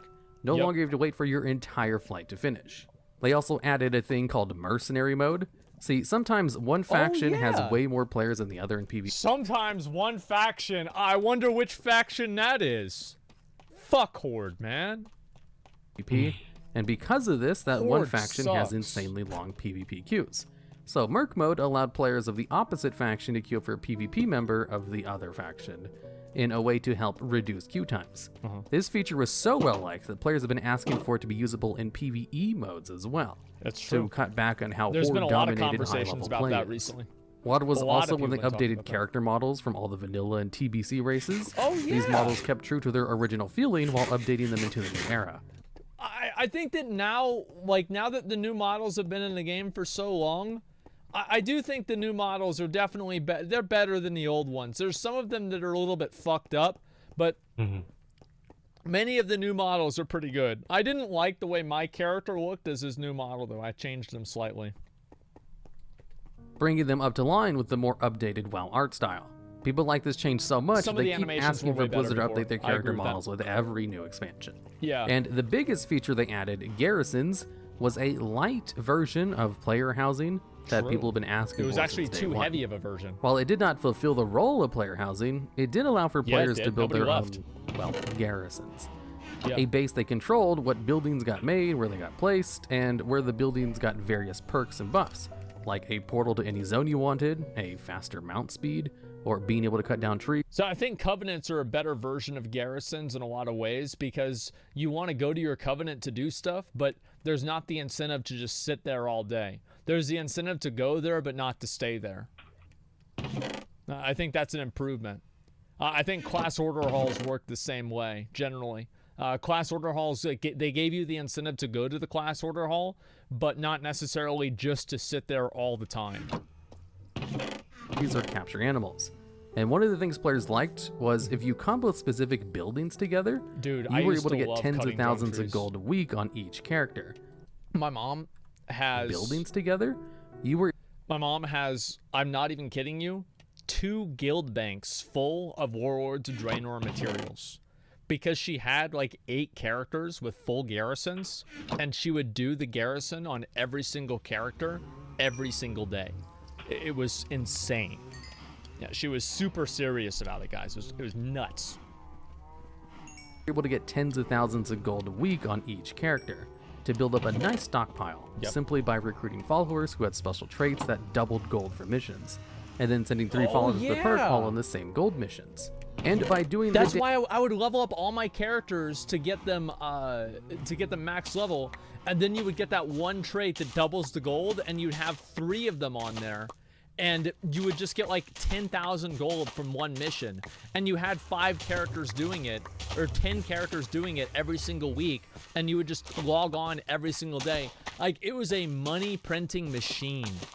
I had so much fun doing it. It was awesome. Her characters messed up so much gold. Oh yeah, she had like millions of gold. It was insane. And like, that was nothing. Like, as I said, like back in like BC, she had the equivalent of like 20 million gold.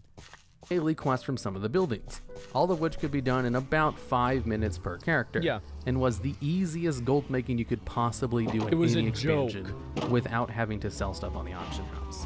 You know the weekly events we have in modern WoW? Yep. Well, those were actually added with Warlords of Draenor. They were called bonus events at first. These events ran every Friday to Monday and had all sorts of things to them, like bonus loot from dungeons, battlegrounds and arenas, pet experience from pet battles, and bonus Apexis crystals later changed into world quests. Wow. It also had this fancy new thing added in Warlords of Draenor called time walking. Time walking allowed players at max level to scale down to heroic versions of old dungeons and later raids. Dude.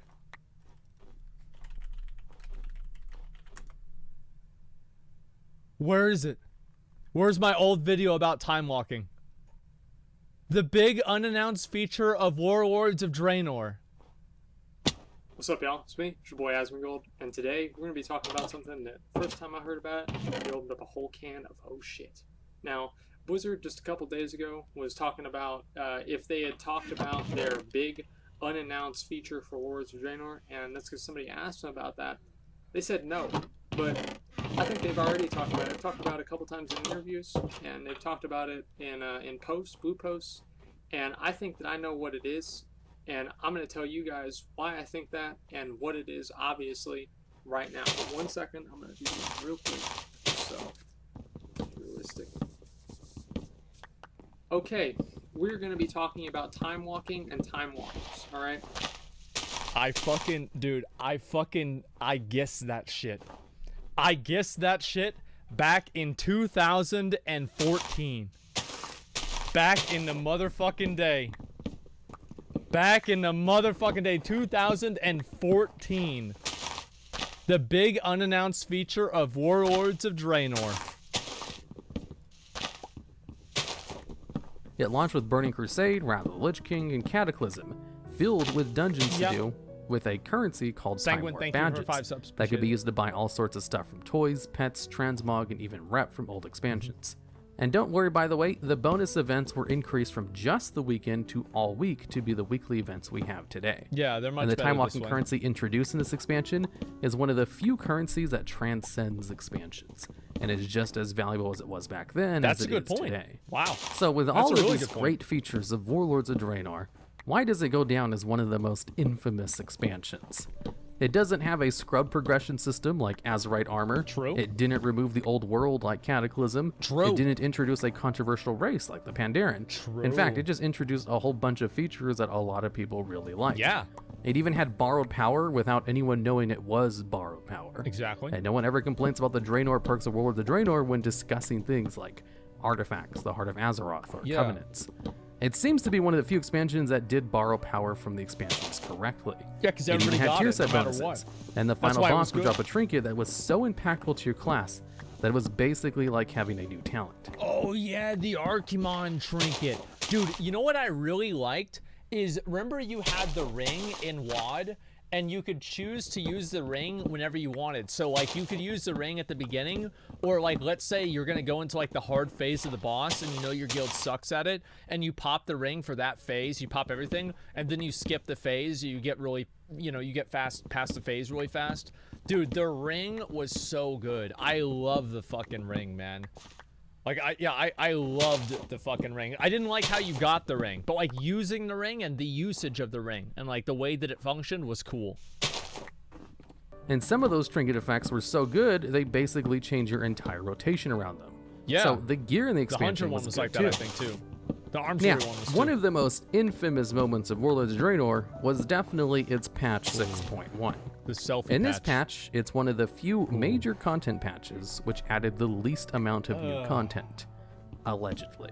That's It basically just added a whole bunch of minor things, like the mentioned heirloom upgrade, a few things for garrisons, a couple of new toys, and Twitter integration. Well, the thing is, like, this was right. Like, you gotta remember, this was back in 2014. So, or 2015, I guess, yeah. And this was right whenever social media and video games started getting that integration, where you had, you know, like you could connect your Twitter account to something in a video game. And, you know, WoW players are boomers, okay? Like, we're all fucking boomers. And there's the one thing that boomers hate is change. People hate change. So, whenever they see their beloved game that gets selfies, which back then, like, selfies were still, it was still, like, nowadays, you can take a picture of yourself in public, and nobody, it's, like, socially acceptable to do that. But back in the day, going and taking pictures of yourself in public was kind of fucking weird. Because people didn't really get it, right? Nobody was, like, connected to the internet all the time. People didn't understand that. It's like you see somebody taking a picture of themselves, like, what the fuck? And so anyway, now it's not as weird. It's more socially acceptable. But back then, like, so then not only is Blizzard adding in fucking the selfie thing, but they're enabling it in the game. And then you take the selfie and you put it on the worst place ever, Twitter. It's still weird? No, it's completely different. Like it's much more socially acceptable now than it was back then. Like don't fuck with me here. Everybody knows what I'm saying. Yeah, people mauled it out over this thing. They mauled it the fuck out. It was commonly memed that this was the selfie patch, as it was the patch that introduced the selfie cam toy. It was. Although what's largely forgotten when this patch is brought up is the fact that Blizzard had stated beforehand that with Warlords of Draenor, they wanted to go back to naming minor patches after full numbers rather than as like 0.5s. Normally, when they had a minor patch, they would just add a 0.5 to the end of whatever the current patch was. Yeah. So currently, as of making this video, Shadowlands is in its patch 9.0.5. Yeah. And that's because they did a minor patch update, which added a couple of new features. But nothing major like a new raid or dungeon. Yeah. A Blizzard named the patch which introduced the Valor system as patch 9.1, for example, people would get really mad because they're used to numbered patches being big. As 9.0.5, no one cares about that. Patch 6.1 was them they had this was the same as it was back all the way in like, except in vanilla. Like every expansion has that. Like the big numbered patches were the big patches where like crazy shit happened. Yeah, I mean, like that's all. I think that the way they do patches and the way they announce them now is better, and the way that they label them is better. Because if you see like patch, 9.2 or 9.1, it's like, oh shit, it's a big patch. But if you see 9.0.5, it's like, okay, this is a minor patch. I think that the denotation is a better idea. Trying to go back to just naming content updates that don't have something major with just full numbers. as this is something they used to do in Vanilla WoW and the Burning Crusade. In the Burning Crusade, patch 2.2 was literally just adding the voice chat integration. And a lot of the patches of Vanilla... This was probably... This was probably the worst thing that Blizzard ever tried to add into the game. This was like basically... It was bad. That's what it was. It was bad. It was so bad. We tried to use it on the first day, and then we just went right back to vent. WoW just had game updates. Right back no to real fucking content, vent. as Vanilla WoW ended off on patch 1.12, but didn't have 12 raids at release, for example. But since people were so used to full numbered patches having a raid or something else major, there was a huge backlash at them for daring to call it patch 6.1. People were pissed. When all they did was consolidate all the heirlooms into a more convenient interface that could be used on all new players and gave people the selfie cam. Even though we had a full patch in the Burning Crusade which just added voice chat that no one used. That is to say, WoW fans did what they do best and basically blew a minor complaint way out of proportion, where it's still talked about as a bad part of Warlords of Draenor to this day. It is. And because people freaked out so much about 6.1, Blizzard doesn't do that anymore. And more appropriately just adds one more decimal point in. Smart. When they have a minor patch update, usually in the form of 0.5 patches. That's what they do now. Another big complaint about Warlords of Draenor was the garrisons themselves. People really liked the garrisons for the first month while they were still questing through the excellent zones getting all the followers. But at a certain point, you were just kinda done. The garrisons were fun when you were advancing them, but you can completely max them out and finish the content in your garrison after about a month or two. Yeah, people, like the first month of WoD was better than the first month of Mists of Pandaria or the first month of Cataclysm. It was better than maybe better than the first month of Legion. It's about the same. Like, the first month of WoD was insanely fucking good. A lot of people don't remember that. They don't appreciate that. But WoD was really good, unironically, until they added High Maul. And then after they added High Maul, the game went downhill. And so, once people hit this threshold, they were mad that the garrisons didn't do more. You could still do the dailies in your garrison every day in order to earn... Well, they did do more. They added the shipyard. More gold without having to use the auction Remember house the shipyard, guys? than at any other point in WoW's I hope history. not. But people really wanted more to do with the garrisons. Yeah. And since they kind of hit the wall of available content for it pretty oil. early, they instead got oil. tired of it and just called it a bad feature. They also didn't like how major cities were unoccupied because everyone was just in their garrison. That's true. They made the garrisons really convenient for doing pretty much everything, as you could even get an auction house NPC in one of your garrison buildings. I have that. That there wasn't really a reason to visit major cities anymore. And so, with the combination of making it feel like the open world had less people in it, and because they wanted more cosmetic options for the garrisons, they kind of turned against it midway through the expansion. People didn't like it. There was nothing wrong with the garrisons themselves, other than the fact that they were too useful. They provided ore and herbs, so long as you didn't mind clearing out your herb garden or mine every day. You didn't really need ore and herbs from the auction house, because you could just get your own. There was even a building that allowed you to disenchant your gear, so you didn't need to be an enchanter. And it even had access to a bank, so you could just kind of have a mini city inside your garrison. That's basically what it was. I think that the garrison should have stopped at level 2. The garrison looked so much cooler at level 2 for Alliance than it did at level 3. Level 3, it was like you were just in Stormwind. But level 2, it felt like you had like this cool fucking outpost where, you know, you got your shit out there, or some, you know, some grass, and it was just so much better. Yeah, I liked it a lot. Guild garrisons, I would have loved if they had done guild garrisons, but they didn't. Garrisons were originally planned to be in all of the different zones. Like, you could put your garrison wherever you wanted, but they scrapped it. And with how popular Classic WoW is, with how much people were excited about them taking away conveniences, basically, the biggest sin of the garrison was just being a big convenience. It which was too honestly much of a doesn't seem like a convenience. bad thing. If they just went back and reiterated the garrison system to be more cosmetic focused, I'm sure people would love having more say in the cosmetics in their pseudo player house. Although, funny enough, I think people would also be happy if they removed a lot of the conveniences that the garrison had.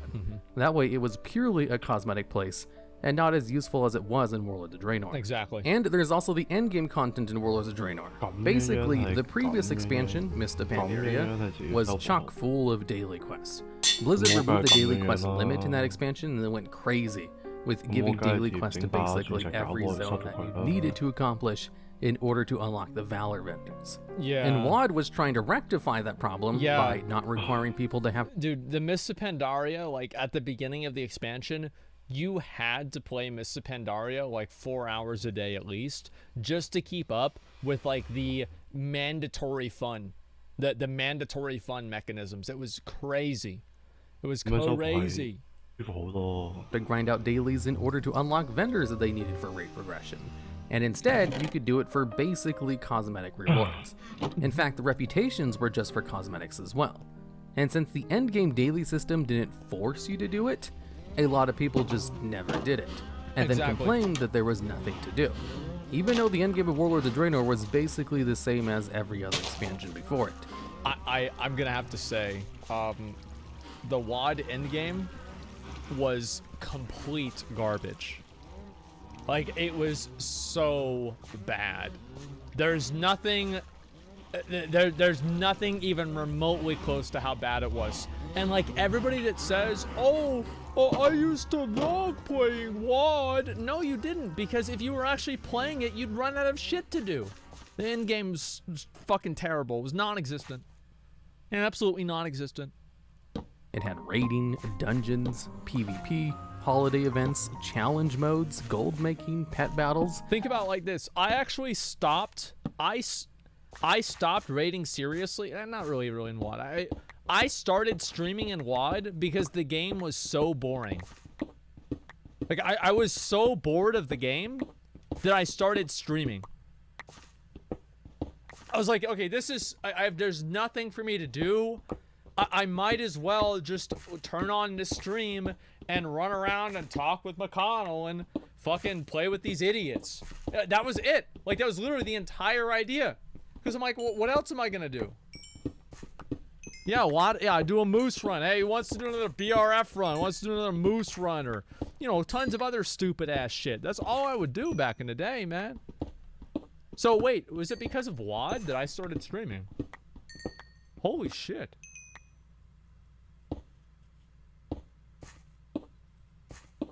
Wow. WoD made you. It was actually not true.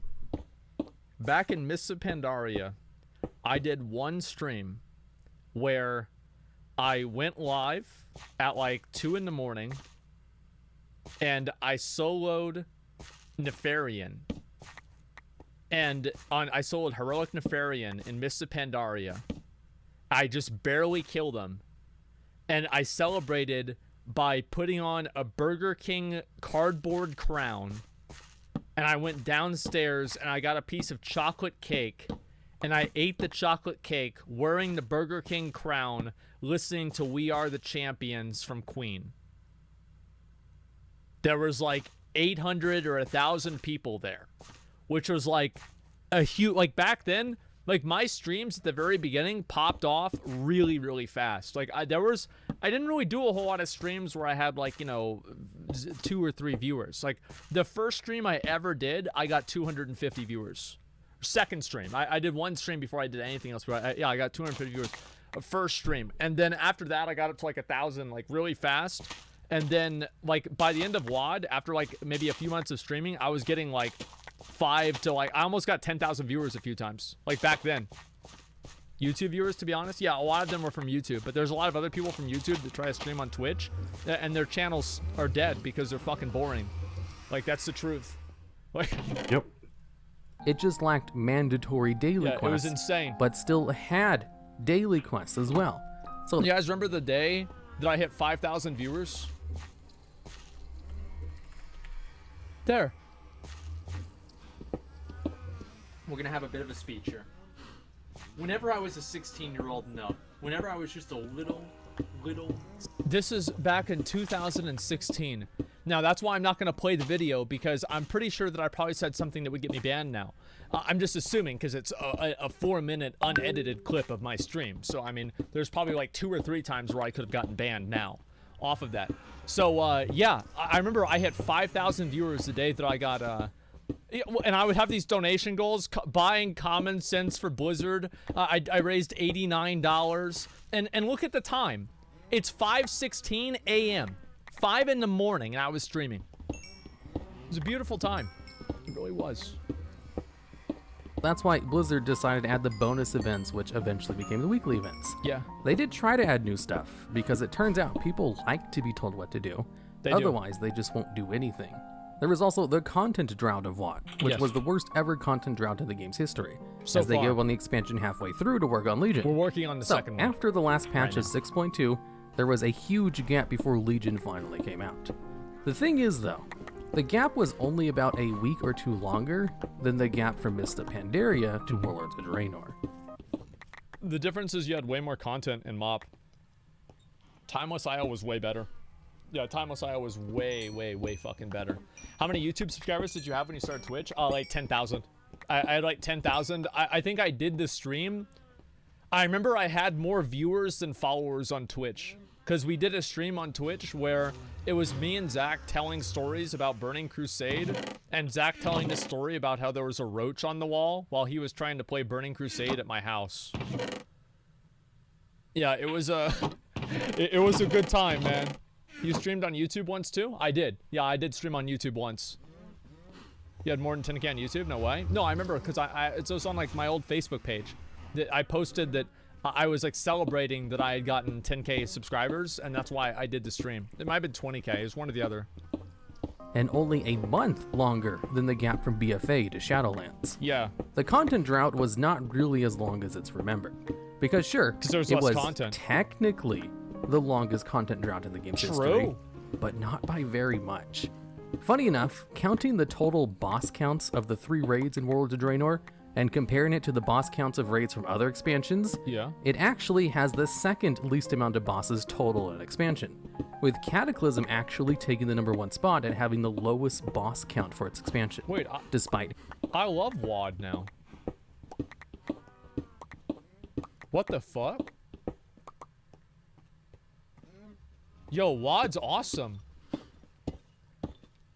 By the way, having 5 total raids, the #1 second least amount of bosses total in expansion, with Cataclysm actually taking the #1 spot and having the lowest boss count for its expansion. That's actually not true, because Sinestro would technically be number 5, because Bastion of Twilight had 4 bosses. It had what is it? Fucking Halfus Wormbreaker, the Twin Dragons, Ascended Council, and then Shogal, and then Sinestro was actually number 5.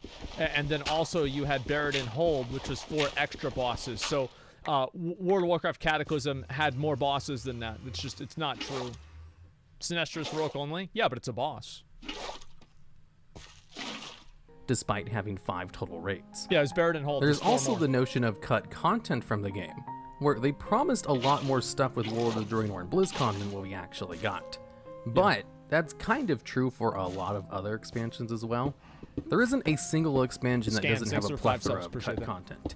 Even Vanilla WoW had a whole bunch of stuff planned. Do a WoW quiz? Oh! According to the WoW Diary... Yo, I forgot. I didn't do the Burning Crusade quiz. I'll do that after this. Book, they wanted to add Old Outlands, Northrend, the Emerald Dream, the Dragon Isles, and the South Seas of Kulturas and Zandalar with the base game. But they were all cut in development. They were just more open about planned content in Warlords of Draenor. And because of the backlash they received from not including some of the content they talked about, they just were more tight-lipped on what they were planning. Dude, WoD could have been, if everything that WoD wanted to release got released, WoD could have been one of the best expansions of all time. I'm not even kidding. If we got the 3rd raid tier of Farallon, if we got better outdoor content, if we got garrisons everywhere, if we had Bladespire and Karabor as the main cities, like WoD, if WoD had the content that Mists of Pandaria had with WoD's theme, it would be regarded as the best expansion of all time. I genuinely believe that. Like, and I understand that's a big if. That's a big if. But it is true, I think. It definitely is true. Case. For example, in BFA, when they were announcing a new patch, they basically only had a couple of screenshots of it for promotional material. Pretty much. And people thought the patch was nowhere near completion because of lack of info. Yeah. But then they released the entire thing about a week later. They had the whole thing done and ready to go. They were just so conservative about releasing any information that might possibly be hyped, people mauled out. because they didn't want a repeat of Warlords of Draenor. So there were definitely some negative aspects of Warlords of Draenor, but they were heavily exaggerated and made to be much a bigger deal than they actually were. Dude, I love WoD now. And a lot of the content in Warlords of Draenor was some of the best work they've ever done. It really is a gem of an expansion. WoD actually did have the best marketing of any expansion. Like, I really think, like, WoD had better marketing than any expansion they've ever done, and any expansion they've done after that, too. It was so fucking good. That had one too many scratches on its surface that people complained about until they looked like valleys. So, was Warlords of Draenor really that bad of an expansion? Not at all. It was one raid tier away from being one of the best. What the fuck? I love WoD now. What the fuck? Oh my god. This is... I might have to lay down in a little while, man. Like, I'm getting stressed out about this. This is upsetting me. I like WoD. Check date for the video. April 1st.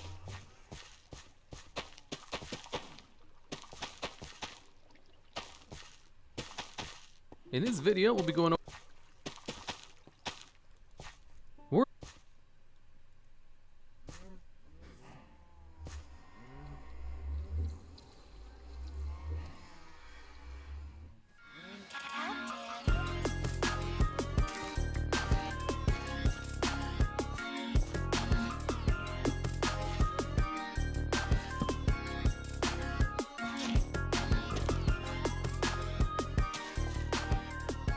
What?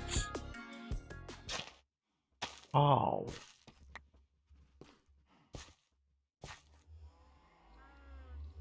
I'm good. There it is. World of Warcraft's most disappointing moment. So we're gonna start at the beginning.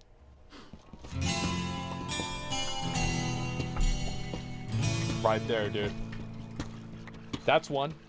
When did the mount off? No. Not looking for a girlfriend.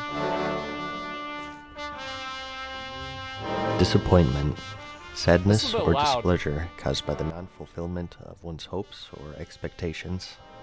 Throughout World of Warcraft's history, there have been huge highs.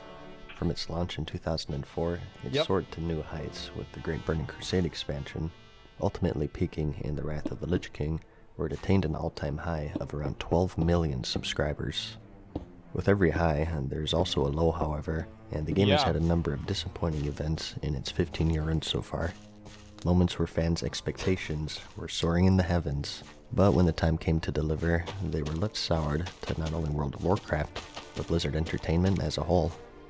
In this video, we'll chronicle some of the biggest disappointments in the game's history. That fucking picture, dude. I love that fucking picture. In 2019, players enjoyed a trip to the past with Blizzard's official recreation of the game in its original state in 2004 to 2007, often referred to as vanilla.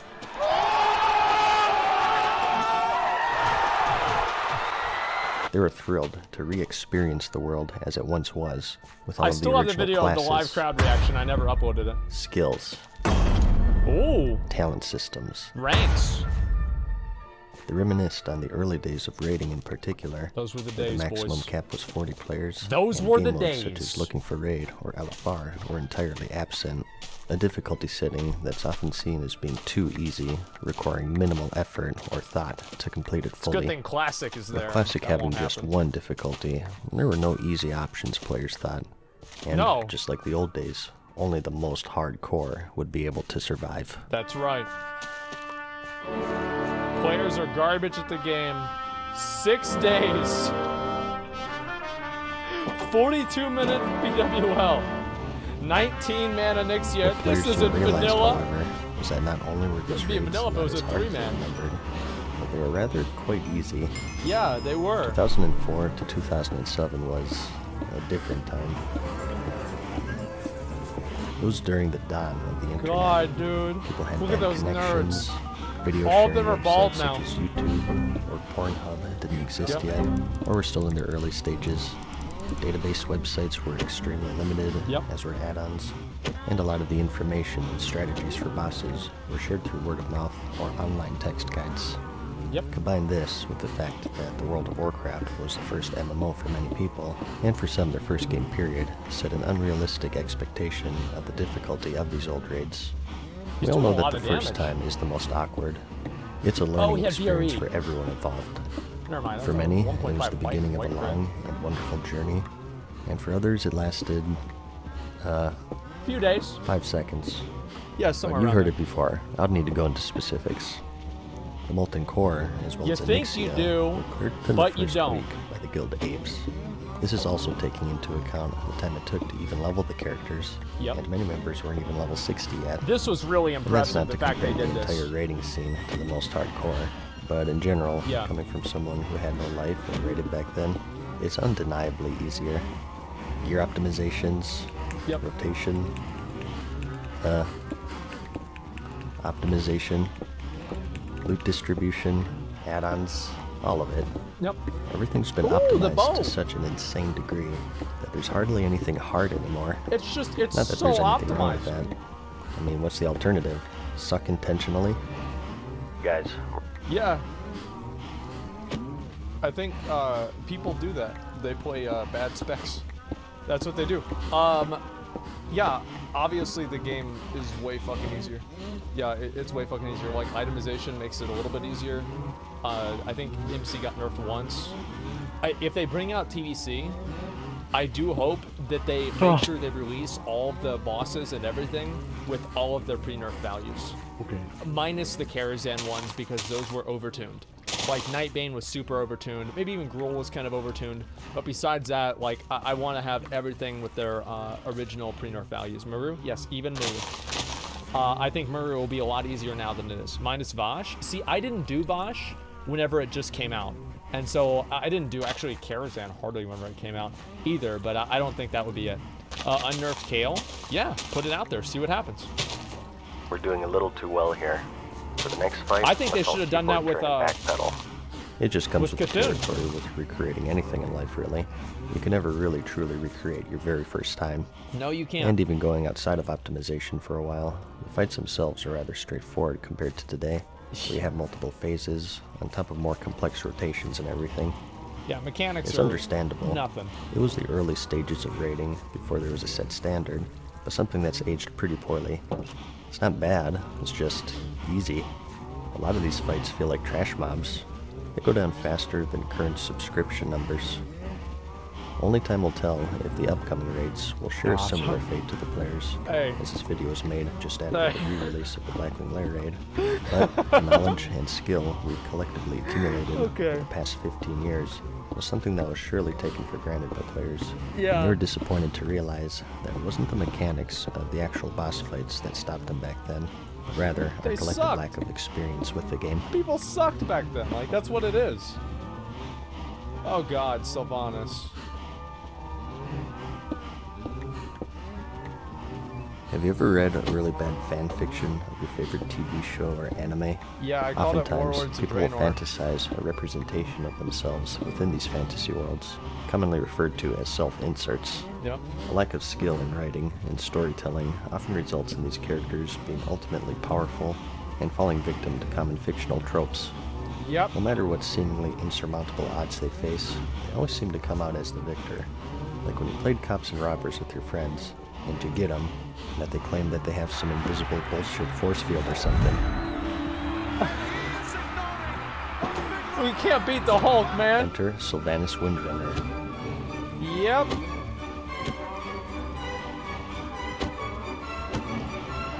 I am so tired of this bitch, After man. having been established in the lore for many years, many would believe for her to I be am one so of these tired of her. characters.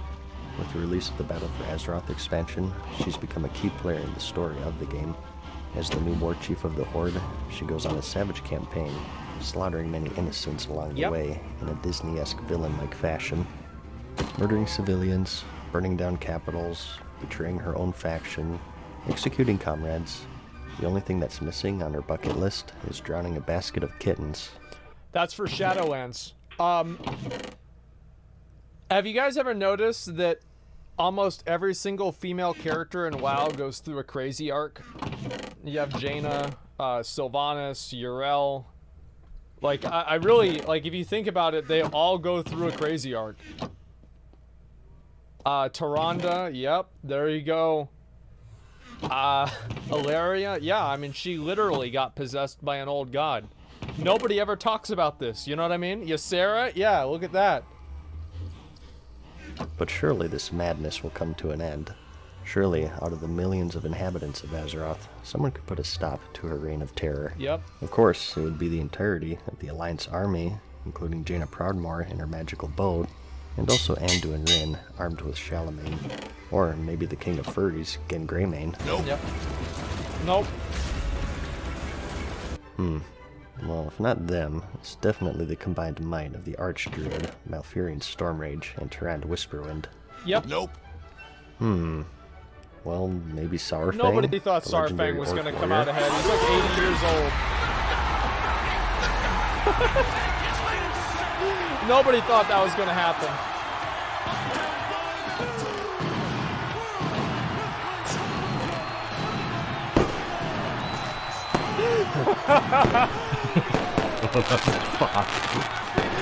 Okay, dude. No, all disregarded and dispatched, with a smile and just one single scratch. Heh. Yep. Nothing personal, kid. Well, if not any of them, how about the king of all undead? Yep. The ultimate evil jailer of all unliving in the entire world, and the focus of an entire 2-year expansion. In unending evil, the Lich King. And he's down. Seriously. Like, I got it that, like, Bolvar is not as powerful as Arthas. But this was stupid. Like, this was stupid. I don't... See, Sylvanas' plans are so... They're so into...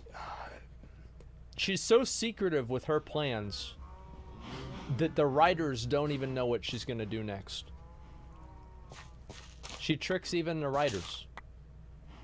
And I don't know what the fuck to say about this, but I'm really upset about what happened with Bolvar. This was, I know I was, like, the cinematic looked cool, but I was so angry watching the cinematic. I was so fucking upset about it. Seriously, he didn't even put up a fight. No, One of the most powerful beings since the beginning of the game's history didn't even get a single hit in, and was left crying on the floor over his broken toy. Pathetic. Essentially being toyed with the entire fight, as if it were an episode of Naruto. Yeah. Players for years have been eagerly awaiting the return of the Lich King, who was once Ner'zhul and then Arthas Menethil, and now Bolvar Fordragon. He was the focus of an entire expansion of what many consider to be the height of the game. Since the expansion's end, he's been the jailer of all undead in the world, lording over his kingdom in the Icecrown Citadel. I was Still so an ever-present hyped, threat, man. he I made was so appearances fucking during hyped. the Legion expansion, commanding the Death Knights of Azeroth to fight against the Burning Crusade. And Yep. It seemed like Blizzard had big plans for him. So when the cinematic for Shadowlands came out, and people saw him getting ready to face off against Sylvanas, they flipped out. Surely he would be the one to end her reign of terror. Undead King versus Undead. But not only did he fail to stop her, The thing he got is, completely embarrassed. this didn't even need to happen. The funny thing about it is they literally could have had Bolvar beat Sylvanas, and the same storyline could have happened. It's so fucking stupid. And people are like, oh, well, he didn't have the powers. Like, oh, really? So he just made that Blizzard because he's a paladin. Give me a fucking break.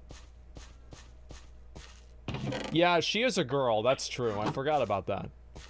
I mean, was it really necessary that he looked to be on the verge of tears by the end of it? Will be your prison. This world is a prison. Mom, it's not a phase. Go. 10 years. Players waited over 10 years to see one of their favorite villains make a return to the big screen, and this is what they got. It's like, geez, is he still level 80 or something? What's going on here? This isn't as much complaining about Sylvanas as it is making one of the most storied villains in Warcraft history look like a chump. They explained in the lore just why Sylvanas is so strong. Yeah. She's made a deal with an unnamed jailer in the Shadowlands, where she grows in power as people die. But that doesn't mean it's good storytelling or that the fans have to like it. Stupid. Ultimately powerful and undefeatable villains are shallow and boring characters, no matter the reasoning behind them. I mean, why do we have Sargeras banished right now? Sylvanas is so goddamn strong, just release him. Let her do her anime combo, and she'll surely dispatch him just as easily as the others. Yeah, of course. On the next episode of Sylvanas Ball Z, the time for games are over as our heroic heroine storms the home of the dreaded Lich King. I think he was without even wiping her shoes. Little did he know, though, she came prepared. And remember, cool banshees don't look at explosions. Will anyone ever stop her? Does anyone even care anymore? Find out on the next exciting episode of Sylvanas Ball Z! Fucking ridiculous. At number 6, we have the disappointing moment when the Lich King was made into the Bitch King. I'm not happy about it, man.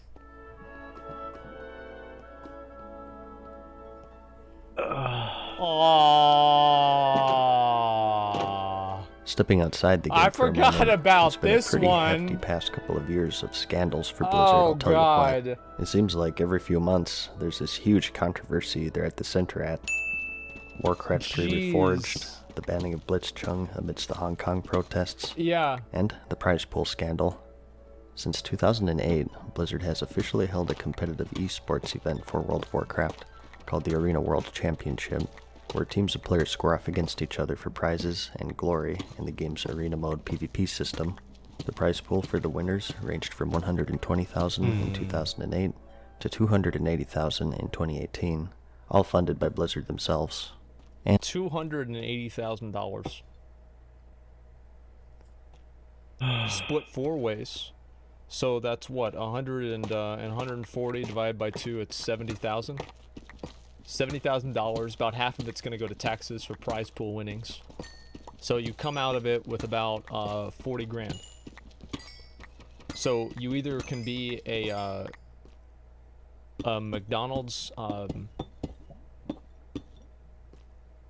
manager or win BlizzCon. Split between all places? Wait, it's split between all places? 280k total. I don't know what I was thinking. You're right. And since then, with the advent of Mythic Plus, oh my God, the addition of another event called the Mythic Dungeon International, then also just with part-time. its own prize pool. For 2019, however, the stakes had been raised. They sure had. Blizzard announced the release of 2 toys in the World of Warcraft cash shop. And we if all players were wanted to buy this. them, 25% of the proceeds would contribute towards 2019's Arena World Championship. 25%. And Mythic. And I even defended this 25% number because that's the same thing that Dota used. I even fucking defended this because it was an industry standard. I'm mad. Dungeon International, guaranteeing that at least $250,000 would go towards each event. So, this led players to believe that this would come out of Blizzard's end, and that the 25% from the sales of the toys would be added on top of that. However, when time came to announce the prizes, players were disappointed and outraged to learn that unlike every esport event previous to 2019, Blizzard had not funded their own prize pool, Surprise! and instead used the entirety of the toy sales to serve as a reward for 2019's tournaments, totaling $330,000 for each event. And I gave them the benefit of the doubt with this. Remember whenever this happened, I remember very clearly, I was getting carried in BRD on my Warlock, and I was like, I don't know if this is true or not, and Snuts fucking messages me. Like, well, no, because I'm like, there's no way Blizzard can do something this fucking stupid. There's no way. There's absolutely no way. And you know what? Snuts comes on, And I was wrong. I was wrong. You still remember that? I remember everything, dude. Like, Sam Basketball? No, I'm not. Here's like a line of logic that I use, right? And so I have like a general, like a way that I see the world and expect the world to go. And whenever things go outside of the window that I expect them to go in, right? Like too well or too badly, I assume something weird happened outside of just the normal situation, right? And it makes me question as to whether what I'm seeing is real or not. Okay, you see what I'm saying? That's autism? No, it's not. That's common sense. It's like if I randomly see something crazy happen, it's like, oh wow, an alien came down from space. Well, I'm going to just assume that probably didn't fucking happen. You know what I mean? Because it's outside of the normal window of what happens on an everyday basis and what my rational mind has led me to believe and expect will happen inside of the world that we live in. But, and so, like, I expect, I'm like, there's no way Blizzard would do this. Like, how could anybody say this is a good idea? Who's there at Blizzard sitting there like, yeah, so we're just gonna take the money. Yeah. Fuck them. Again, through the wording of the initial announcement, it was believed that Blizzard would put up $250,000 for each, deliberately misleading. And then 25% of the proceeds from the toy sales would contribute towards the prize pools. Still play their game? Miriam, yeah? Could you define the word contribute for us? Contribute. To give or supply in common with others. Oh, in common. To give or supply in common with others. I guess they let us use the venue for BlizzCon. Of funding. It's like being invited to a party and everything's all la-di-da, and all of a sudden you're paying for everything. Oops. Sorry about that. Didn't mean to toy with you. Many believe that once they saw the success of the toy sales, they decided to save themselves some extra dough and put the responsibility of funding the prize pool of their own tournament on the player base. A sentiment that was later confirmed by participants of the tournaments. They felt as if the rug was pulled out from under them in a greedy move by a billion-dollar corporation to abuse the charitable nature of their own customer base and to save some money to pay all of their hard-working employees some extra... Oh, shit. Well, never mind that. Okay. Yeah, I mean, that was pretty bad. I think that the worst part about it is that the players were misled. If Blizzard had said ahead of time that they were just going to have that replace the prize pool, like, some people would have been disappointed about that, but nobody would have been, like, it would have been better. Like, if they had just said that at the beginning. But you know why they didn't do that? You know what I believe? Is because if they had done that, it would have encouraged less people to buy the toys because they wouldn't be taking advantage as much of good people's faith. Or people's good faith. Sorry, I fucking confused myself there. I think they intentionally misled people to allow them to buy the toys. And the funny thing about it is that they probably would have made more money if they just put in the $1 million, because now they can never do another crowdfunded event again because people are going to be super skeptical of it and nobody's going to buy them. They were keeping 75% of the money, and now the next time they do this, which is probably going to be never, they're keeping 0% of the money. It was such a stupid decision for them to do that. I know people still buy. A lot less people will buy, and people will actively discourage other people from buying. Short gains, that's all they care about. Hey, coming in at number 4, we have the Battle for Azeroth expansion. The final patch, just like the whole thing, is finally out. We can not call like the one part. No, just the whole thing. It's 2017. The Legion expansion is coasting along, doing fairly well, in fact. A smooth recovery from that expansion, and players are comparatively having a good time. BlizzCon rolls around, Legion's and pretty as good. expected, we get a preview of the new expansion, the Battle for Azeroth. Wow! Now that Sargeras has been dealt with and his Burning Crusade over, the Horde and Alliance are at each other's throats, and the major features of the expansion will follow this theme. Engage in epic scenarios against the opposite faction, called Warfronts, in a game mode reminiscent of the old strategy games. It's all out war, so hyped about largely this, over a new resource called Artifazerite. I like how they just call it Artifact from Power another too. major system In like called Island interviews. Expeditions, where you team up with 2 allies in a 3 vs 3 supermarket sweep for as much Azurite as you can carry. It is Players a collect the special resource to power up special armor pieces known as Azurite armor. I like Azurite armor. I think the it's developers went on to explain that we are to receive 3 different pieces of this armor, all layered with different tiers of special affixes. I know some people disagree with me. I like it. I think it's cool. The more Azurite you collect, the more powers you unlock, creating layers of customization to ensure that not one player has the same experience. I think the idea of it should continue, though. When the day came, players eagerly awaited to sink their teeth into this new, revolutionary, and it's just a bunch of passives. Increase your mastery. Versatility. There's an X chance to increase Y stat. Yeah, some of the tier 3 stats are bad, but I think that Azurite armor improved a lot over the expansion. And some of the Azurite traits do change the way that you play the game. And while I don't have I don't like Azurite, do I like it more than tier gear? No. No, I do not like it more than tier gear. I would rather have tier gear than Azurite gear. That being said, I like the customization that Azurite armor gives you, but the way that it was implemented was bad and not player friendly.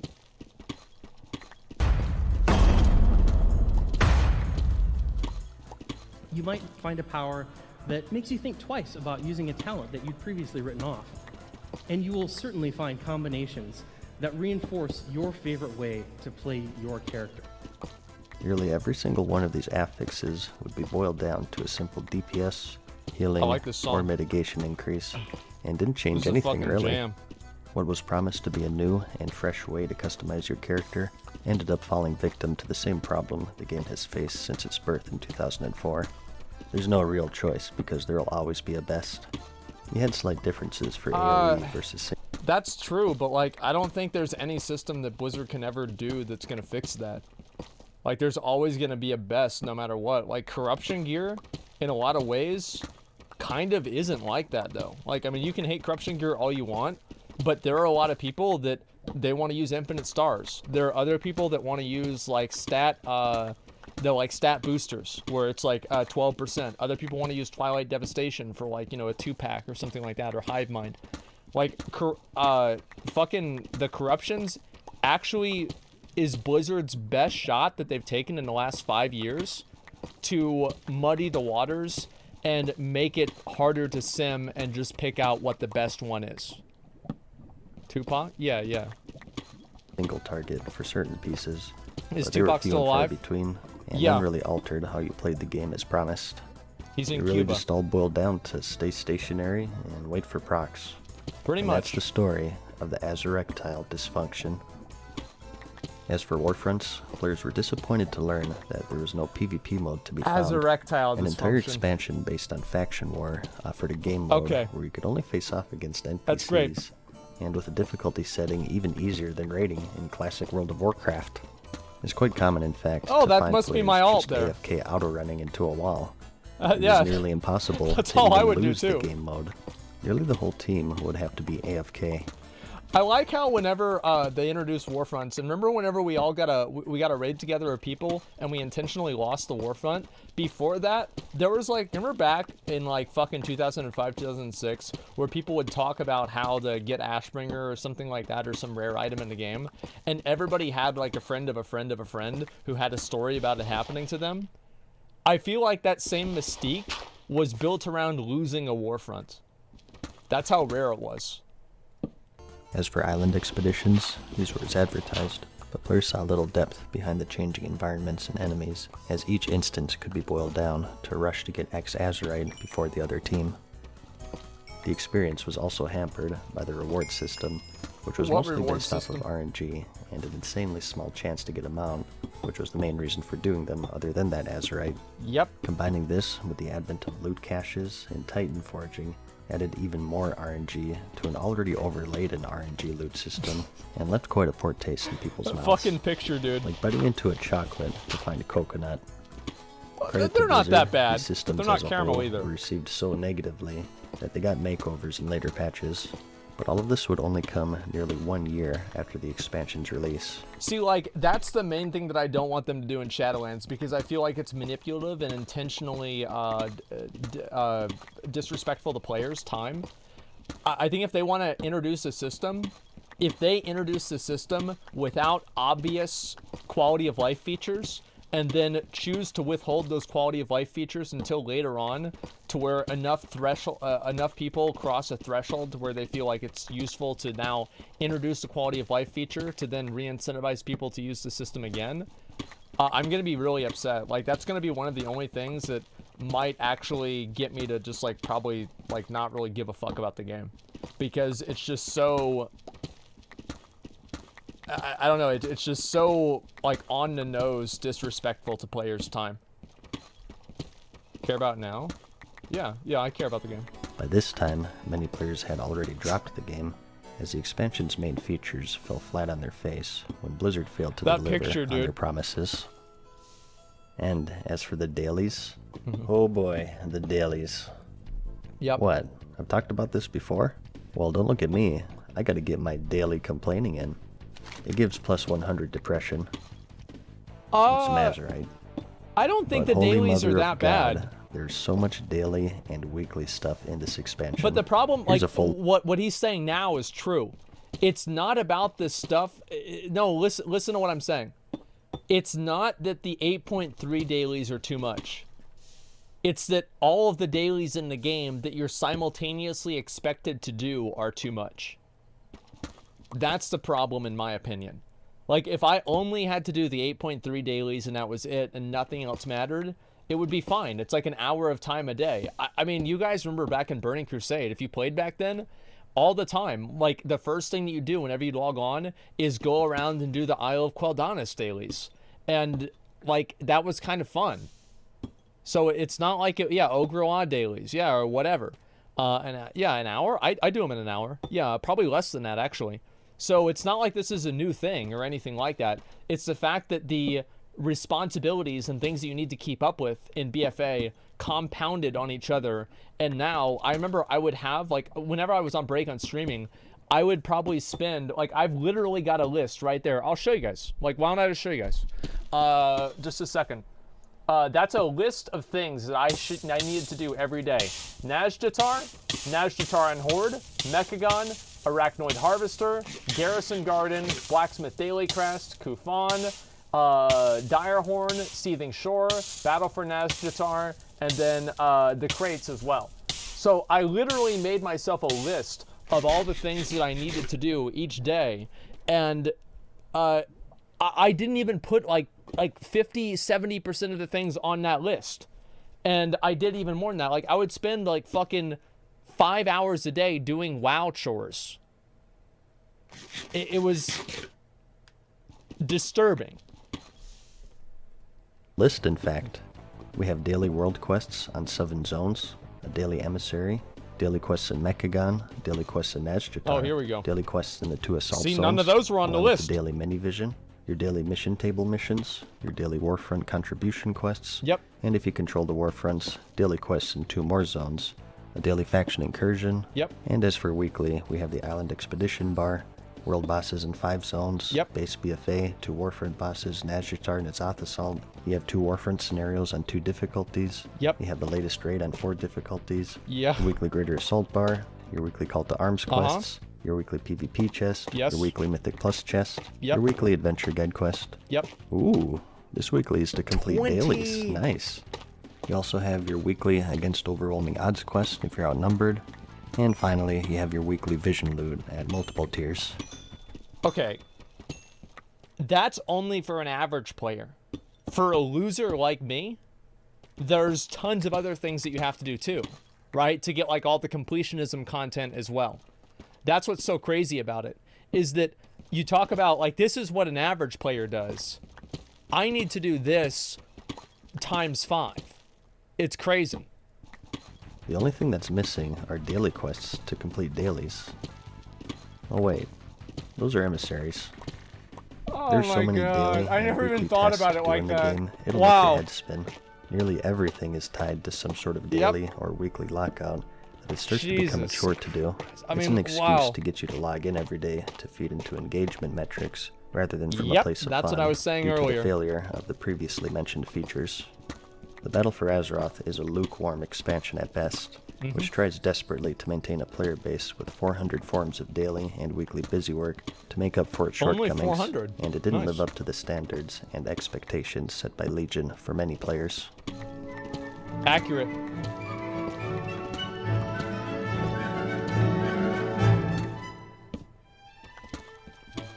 RPG gaming, role-playing game, character What's development, progression. Huh? These terms are synonymous with the genre. Even Not before anymore. the advent of video games with role-playing The only thing game that's Dungeons and synonymous Dragons, with the genre now they've been a is core staple of microtransactions. every single RPG in history. Sorry for You talking create your over own the- character, your own story, and through a lot of time and effort, grow them in power, skill, or knowledge. Ooh, Whether I it's remember obtaining the I Master did Sword that. in Yes, The Legend dude. of Zelda, learning high-level spells in Final Fantasy, or gaining another skill point in RuneScape, God, I love that character game. leveling and progression is paramount to any RPG in existence, MMOs Secret of included, Mana. and if you forsake it, you I used to forsake love the that genre game, as man. a whole. Dylan stole it. He stole my game. I don't know where it is anymore. I'll have to text him, see what he Enter the level boost. Oh no. It's 2014. The Mists of Pandaria expansion is out, and the game has been bleeding subscribers for the better part of 4 years. God. And Blizzard needs a way to recover financially. They had many avenues. What a disaster A return that to its was. RPG roots, as proven with the classic re-release. There's some Yeah. value in this approach. They could reverse the destruction of the loot system. No, maybe try no, to implement no. ways to make it more Come on. community-driven. Or Come maybe all of the on. above. Well, the answer is none of the above. There you go. The answer was to forsake everything sacred to the RPG genre, Because money and that's above to all. buy progression. Throughout its lifespan, and with the ever-growing focus on the cash shop with services like race transfer, Yep. faction transfer, or cosmetics, Faction, Blizzard promised like the race change, I don't care about. The level boost, in my opinion, I think that the faction change is more harmful and detrimental to the game than the level boost. I genuinely think that the outcome and the culture that the faction transfer created is, why do I think that? Oh, okay. And I'm only speaking from like a max level semi-hardcore perspective. The problem is because players are expected to kind of move factions, and if one faction is slightly balanced more powerfully than the other one, because the option to change is so easy, it immediately hurts the other faction in a massive way. And that's why you see now the Alliance Hall of Fame sometimes doesn't even get filled up for an entire tier. And that affects PvP massively. It affects PvE in an even worse way. And it has like a cascading effect. And that actually affects everyone's gameplay. The level boost effectively only allows the player to cheat themselves out of an experience. But the faction boost creates a culture and a society inside of the game that hurts everyone. That's why I think that it's more harmful. But I don't think either one is particularly good. If I had a wand, I would wave both of them away. that players would never be able to buy an advantage. It's all cosmetic, or as harmless as a server transfer. Fast forward to the date of February 18th, 2014, a day that'll live in infamy because it's when Blizzard betrayed the RPG genre and began selling character progression.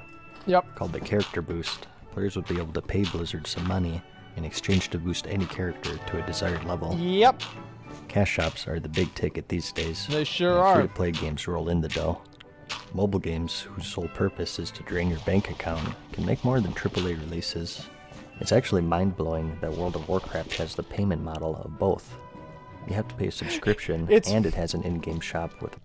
No, what do you mean you have to pay a subscription? You also have to buy the fucking game. It's buy to play, pay to play, with paid microtransactions. Mounts, character services, level boosts, gold buying, you Jesus. name it. The paid level boost serves no purpose in an RPG setting other Absolutely than making not. money, and it acknowledges that you failed in creating a leveling experience that's fun and You make so much money that off players this. would pay money to skip an important aspect in your game. You ever use Game Shark or Game Genie in an RPG game back in the day? I did, yeah. You level up to the max, you gain invincibility, and every spell. And then you quit the is game really because it's fun, boring. right? Well, it's fun for about 10 seconds because you realized you've earned nothing. There's nothing left to do but to bully every enemy in the game because you skip past the main point of any RPG, and that's character progression and rich storyline. Imagine buying level boosts in Final Fantasy VII at the start of the game and skipping to Disc 3. Yep. But That's the speed what's run. that I hear you say? It's a bad comparison because one is single player and the other is multiplayer. Well, I agree. It's Yeah, even worse because in a multiplayer scene, there it there's is. an inherent competitiveness tied to everything. In one way or another, you're competing against everyone else. No longer is it a goal to finish a story and get a credit screen, but rather to get the best gear and be better than everyone else. And when you start introducing ways to pay to get ahead of other players, you lose a big part of what makes MMOs special. Add on to that the ability to buy gold and thus gear, and many other things. I feel like the problem, like that's the issue now, is that like, do you think we can ever really have the integrity of BOE items in the game again, now that we have the WoW token? Because like, I like the idea of being able to farm gold and buy BOEs because it gives casual players a way to gain raid progression progress. But the issue now is that because you can just buy them, it muddies the water so much, and buying tokens is such a common and accessible thing. It's gonzo. Yeah, I mean, like, I wish maybe it would be better if Blizzard made it to where you can only buy like one a week. If you could only buy one a week, I would be a lot more okay with it. And like, actually, yeah, only a week. Yeah, one a week I think's reasonable. One a month.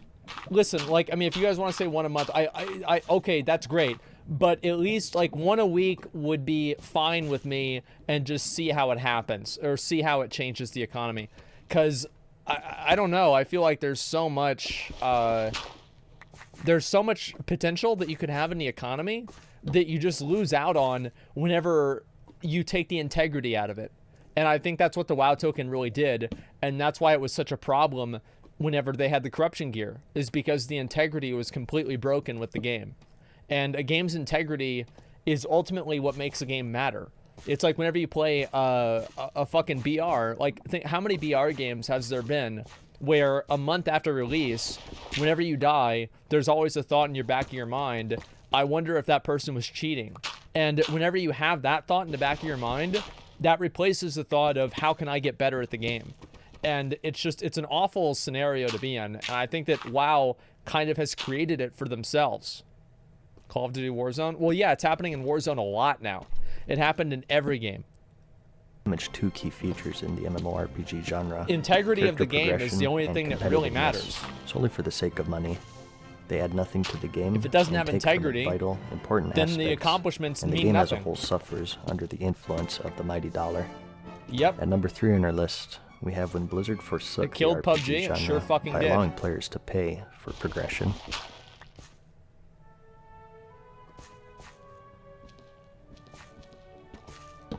MMOs live and die on content updates. Yep. It's a big elephant in the room with Classic. Although successful right now, the big question is after the final raid tier, Exramus releases, what then?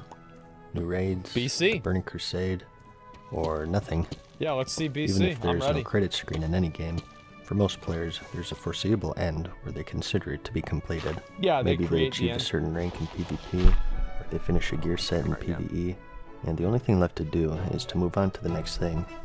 For MMOs, I'm of course referencing expansions here, but the drop between the final major patch and the next big thing is critical.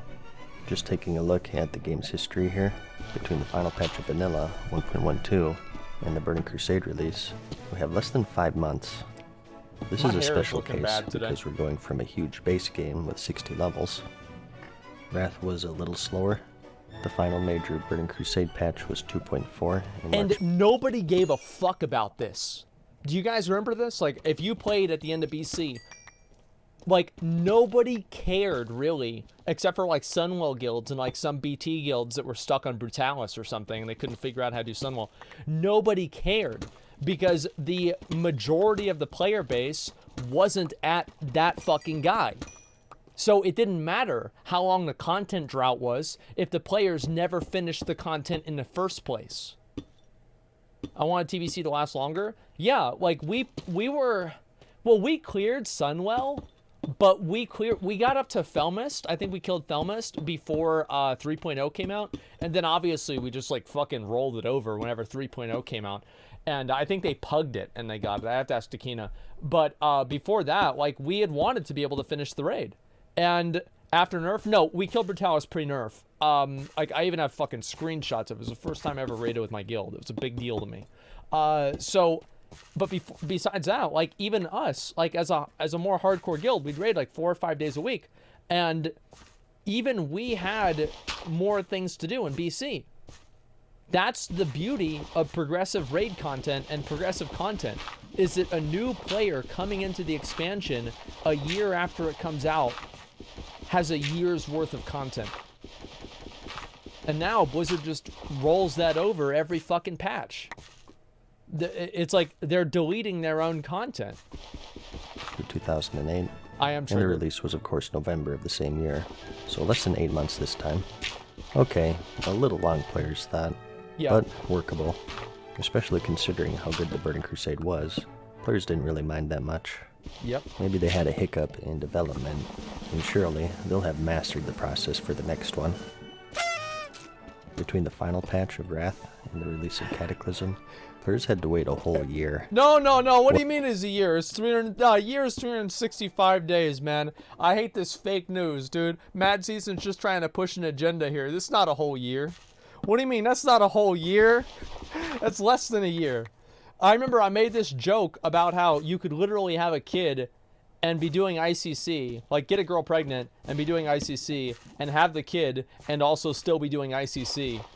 And Zach, like a Mikkel Reevy, he reminded me, we have a mutual friend, Hayden. Hayden literally had a kid, got hooked up with his girlfriend, had a fucking kid. Whoa. He was doing ICC whenever they were dating, and he was doing ICC whenever they were fucking having a kid, dude. It was the funniest shit ever. Well, it is on such a grand scale. I mean, not only are we getting new zones, but all of the old zones are being reworked. Cataclysm had a lot of systems potential. Are also being changed as well. It's a big expansion with big ambitions, so surely the next one will be better. Weapon skill wasn't that great. Okay. 10 months for pandas. Well, we had Diablo 3 come out then, so it was more okay. But little did players know, they haven't seen anything yet. Literal Wrath, baby, yeah. Well, maybe I guess they actually were used to seeing nothing at this point, maybe. Yeah. Just tapping their foot, taking in the wonders of furry Disneyland, waiting for the next big thing. What? 16. Was it? Oh, never mind. It was only 14. They would wait 14 months this time for... With me! Draenor. With me!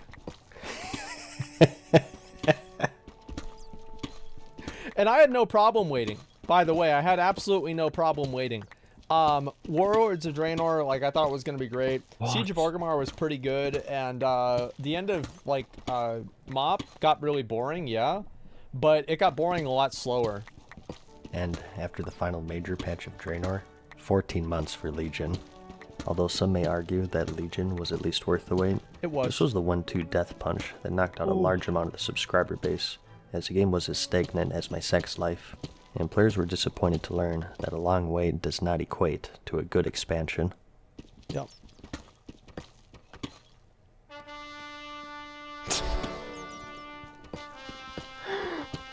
Oh, God. Disappointment, sadness, or displeasure caused by the non-fulfillment of one's hopes or expectations. It's 2014. Oh, God. Players have suffered through 14 months of drought since the final patch for the Mists of Pandaria expansion. The longest yet at this point. What a great expansion this must be. Yeah. It looks awesome. I thought it was going to be. Going back to Outland. Well, Draenor this time actually. I thought it was going to be a Hong Kong thing, Changed to what we saw in the Burning 呢一批 Crusade. 應該要等黑文先嚟。 Ah, The Burning Crusade. Yeah. Thought by many to be the prime of the game. It had all of the conventions from Classic, except for some semblance of class balance. Memorable raids, PvP. Okay, that was a pretty good 2-year prank they pulled with us on the Mr. Pandari expansion, right guys? Yeah. A good old out-of-season April Fool's joke. He's like, but it's nice to finally get back to our roots. People were hyped. Don't believe me? Well, the subscriptions don't lie, because at this point, the game had the biggest surge in subscribers. The highest it's been ever since it started. Everybody thought it was going to be amazing. Cataclysm expansion. Almost to Wrath levels, in fact. Yeah. Just the atmosphere at the time was something you had to witness. It was fucking announced awesome. in BlizzCon 2013, and people were ready. I remember waking up, and I watched the cinematic with my mom. Listen to them. Yay, garrisons. Those sound awesome. You have your own mining nodes, so you don't have to compete with other players. You have your own herb garden, so you don't have to compete with other players. You can make your own profession buildings, so you don't have to interact with other players. And you can run mobile gaming missions, and even recruit your own followers so that you can pretend that you have friends. After 2... I didn't really dislike the follower system. I just disliked that they made you do it. Like the BFA follower system, I think is great. It's completely optional. There's no real impact that it has in the game, but it's something optional that players can do if they want, and that's completely fine. Like, just add in something for people that like being able to micromanage the different units and followers. Like, that's cool. I have no problem with that. But in fucking WoD, you had to do it for the legendary. Lukewarm expansions at best. Players were ready for a return to their roots. Yep. The good old days, some called it. Troubles arose right from launch, however. Oh, what do we got here? Just like the old days. Oh, all the shit that I fucking play on offline again. Not that this is really on Blizzard, but they came under a distributed denial of service attack. So I remember this happened to me, is that I was the first warrior, like one of the first warriors on the server, and like I was in like I think the top 10 people to like hit 100 on my server, and I log off and I log back on, and there was a fucking 20 like fucking hour queue. There's a 20-hour. Oh, it's a cap? You want a real cap for that? That was the worst I'd done in multiple expansions. The past 3 expansions, my group has been realm first. So, I mean, you can just go literally watch the VODs or look it up. Like, we've been realm first every fucking time. So, being number 10 was actually a downgrade to me. Commonly referred to as a DDoS. The act of flooding a service with so much artificial traffic, and that the servers get overloaded with lag, and they crash. And lag, and crash. Dude, like the loading screen, or sorry, the login screen was awesome. For WoD. Shit. I liked it a lot. Really? Really? The launch was the worst in the game's 10-year history at that point, and it took several days until things finally stabilized. Once players got in, however, what awaited them was a lackluster expansion at best. Yeah. The garrison system just isolated no the player in-game base at from all. each other. You had few reasons to leave it. Yeah. The world was just empty. There's nothing to do. A problem that arose from the garrisons themselves, and also the massive hemorrhage of subscribers due to the sparse and sluggish release of new content. The Don't entire forget the expansion selfie patch. had only 3 raid tiers throughout its 2-year run. Many features ended up being scrapped due to time constraints. I heard that Highmall was supposed to be its own raid. I talked to somebody who told me that. And the thing is with WoD, like why I really think WoD deserves to be number 1 here, is because of everything that it could have been. Because it's not World of Warcraft's biggest fuck-ups, it's World of Warcraft's biggest disappointments. And the fact is that WoD, Highmall was a raid. Oh, sorry, what I meant by own raid is that it would be its own raid tier. And not like basically Highmall and Blackrock Foundry shared a raid tier, even though almost all of the gear from Blackrock Foundry replaced the Highmall gear. I didn't say that correctly. But the issue with WoD is that it could have been the return to form that we were all looking forward to. And it's a huge disappointment that it didn't happen, because Blizzard had an opportunity to rewrite a lot of the history and make the game amazing. I won't go over all of it, as it's a bit much. And this video is already like 30 minutes long. Ah, screw it. Major cities were replaced by small footholds outside. I forgot about that, yep. Cut scenarios. A new arena system was scrapped. Pet breeding, which I can't talk about on YouTube. Multiple garrison locations throughout Draenor, so you can play with yourself wherever you wanted. Abandoned storylines, including an appearance from Medivh. Class accessories. A transportation system with the Rimworld depot, since they originally were flying. That changed once the 5 people still playing threatened to quit. A Zengarmarsh zone, which they cleverly just turned into a sea. In fact, the Zengar water zones were scrapped, along with the whole raid tier. Oh, that giant bubble in Talador? That was supposed to open up at some point, but something suddenly came up. Yeah? You can find an Easter egg in your garrison graveyard. Here you'll find the burial site of Ray D. Tier. Player housing has always been a huge request, and the common excuse to not bring it to the game is that it would require so much work that they would have to skip an entire raid tier. A funny little reference, but maybe closer to the truth than we think. And consider that all of this was after a 14-month wait. The joyful cheers of glee quickly soured once players saw the expansion for what it was. And as of the game's 15-year run so far, it remains to be the biggest disappointment. They broke records on release, selling 3.3 million copies, but within a few months, subscriptions dropped back down to 7.1. In the second quarter, they were 5.6, which was the lowest since its initial rise in 2005. Do you remember, like, whenever I made the video? I want to show you guys a video after this. It stopped releasing how many subscriptions they had in shame, stating that there are, quote, better ways to gauge success. Yeah, like by microtransactions. Yeah, you know, the Detroit Lions aren't actually a bad team, you guys. We just don't judge success based off of wins. I think we're just so archaic in determining what makes a good team. Yeah. There are better ways of measuring success. I mean, come on. 0 and 16. From now on, the best team in the NFL is the one who sells the most jerseys. And as for the content that was patched in, well, it sucked. Guys, everybody hates garrisons. They say it feels like a single-player game, and they can't stand it. What do? Ooh, I know. How about another garrison system? What? Brilliant.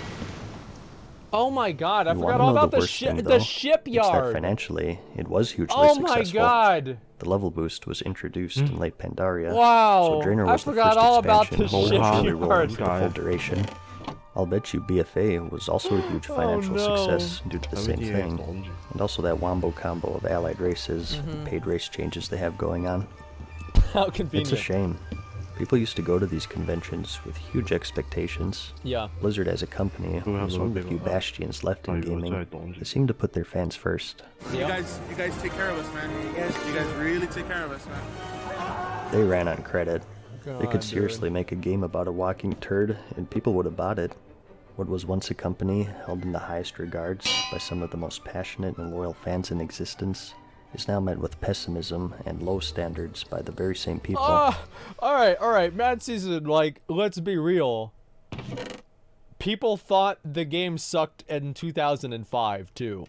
I mean, everybody always thought the game sucked. Like, you can find people that say the same thing nowadays about, about the current game.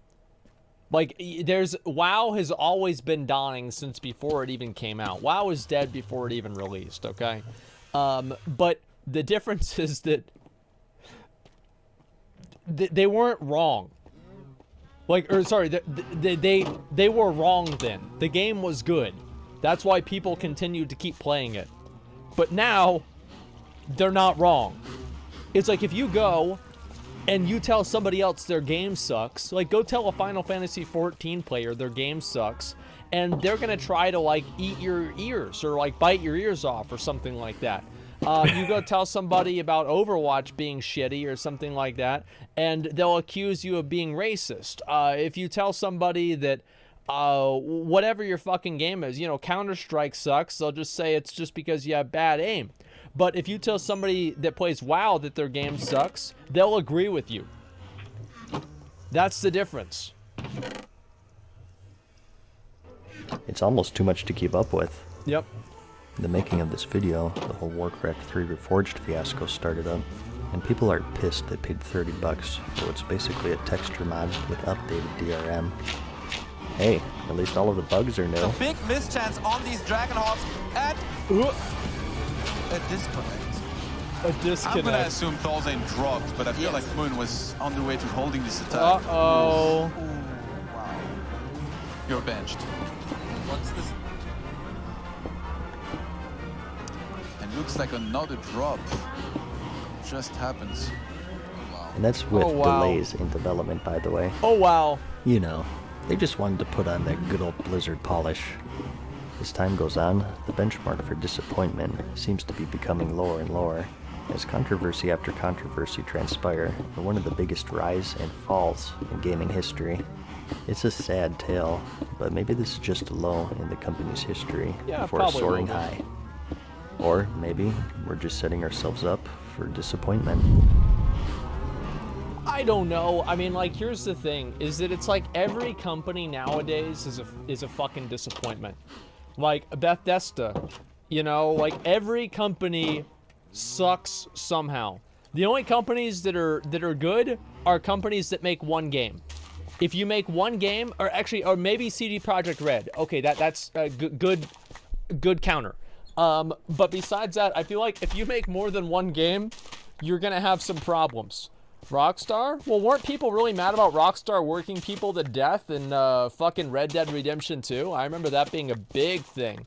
And From Software, okay, you know what? Yeah, you guys are coming up with some other exceptions. I guess, yeah, you know, maybe I am wrong about that. But I feel like Blizzard can bring it back. Like, they can bring it back whenever they want.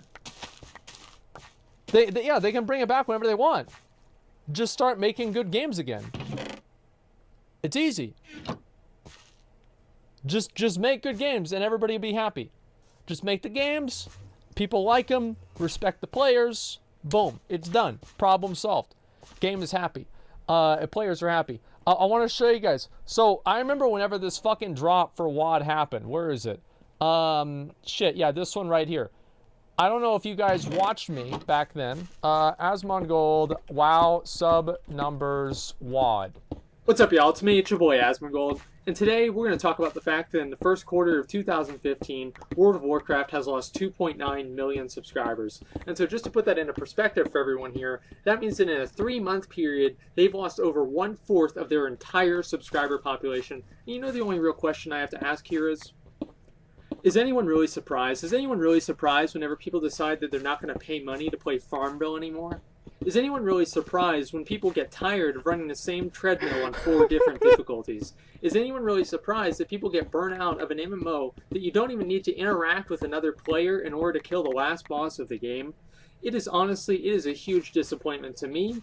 It's a huge disappointment to a lot of other people. Like, if you go to Twitch TV, look guys, if you want a comparison here, RuneScape has more viewers than World of Warcraft, okay? I don't really think that I need to say anything more in this video, but it's going to be a little bit longer. That's just... I was pissed. I was fucking pissed. And the fact is, whenever I wasn't streaming, that happened. Like, we would literally see times where, like random fucking games. Like, let me see. We'll see if I can find it here. So, WoW has 97k viewers, and, like, let's subtract, how many do I have? Like, let's say 50,000, right? And so 47k. Like, we'd be getting beat by Animal Crossing. Like, we'd be losing to Animal Crossing. We would lose to this Teamfight Tactics. We'd lose to fucking poker. It's embarrassing, guys. It really is. And there would be times where, like, like, Smite would be ahead of WoW randomly. Like, let's say Mizkif played Smite or something like that. And it's beating WoW. Beating World of Warcraft. GeoGuessr. You know, something like that. FIFA. Yeah. FIFA. And Castro is offline. And FIFA's still on. FIFA's still beating WoW. Like, I saw that. I had to take a nap.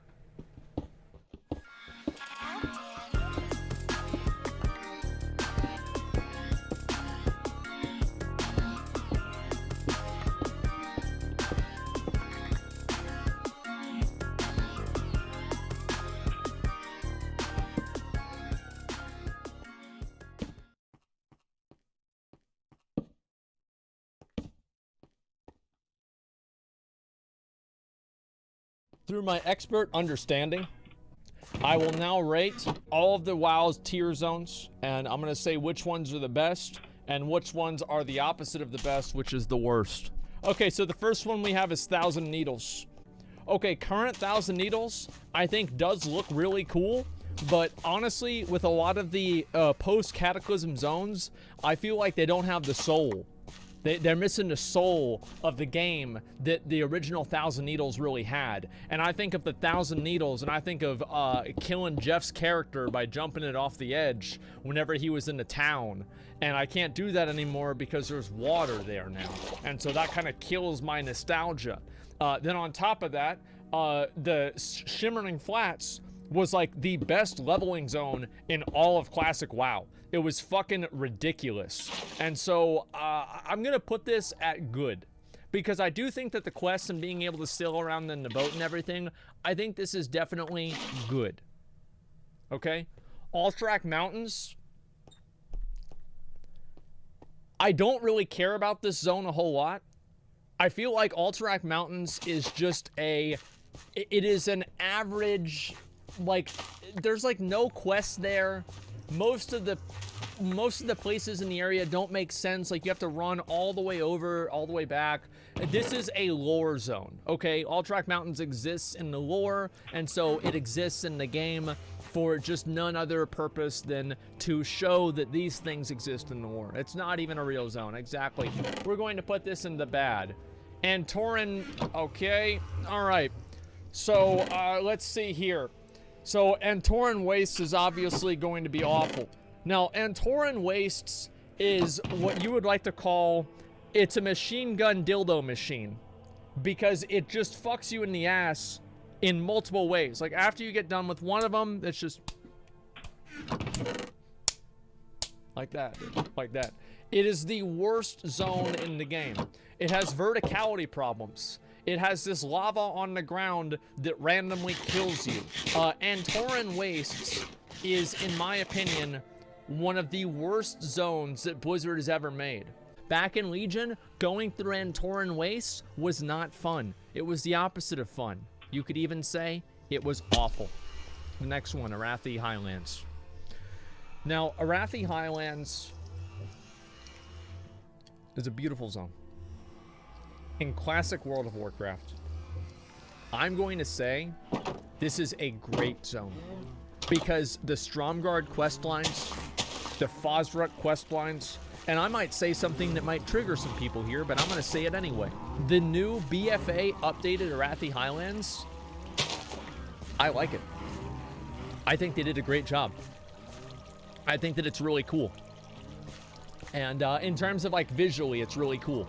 Obviously, it doesn't have the same depth that the original one had to it, but in terms of like a visual area, I think that it does a great job. So I'm gonna put Arathi Highlands into the great category. Now, Ashenvale. You know what I used to call this zone? Ashenvale.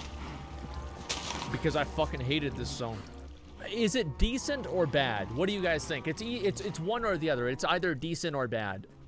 You guys, I'm thinking decent too. Like, because this is my personal opinion, and I would put Ashenvale into the decent category. I think that's what makes the most sense. Now, the next one. Oh, shit. Ashran. Trash can? Okay. I think that Ashran was a very ambitious idea. I think there were a lot of cool things about Ashran.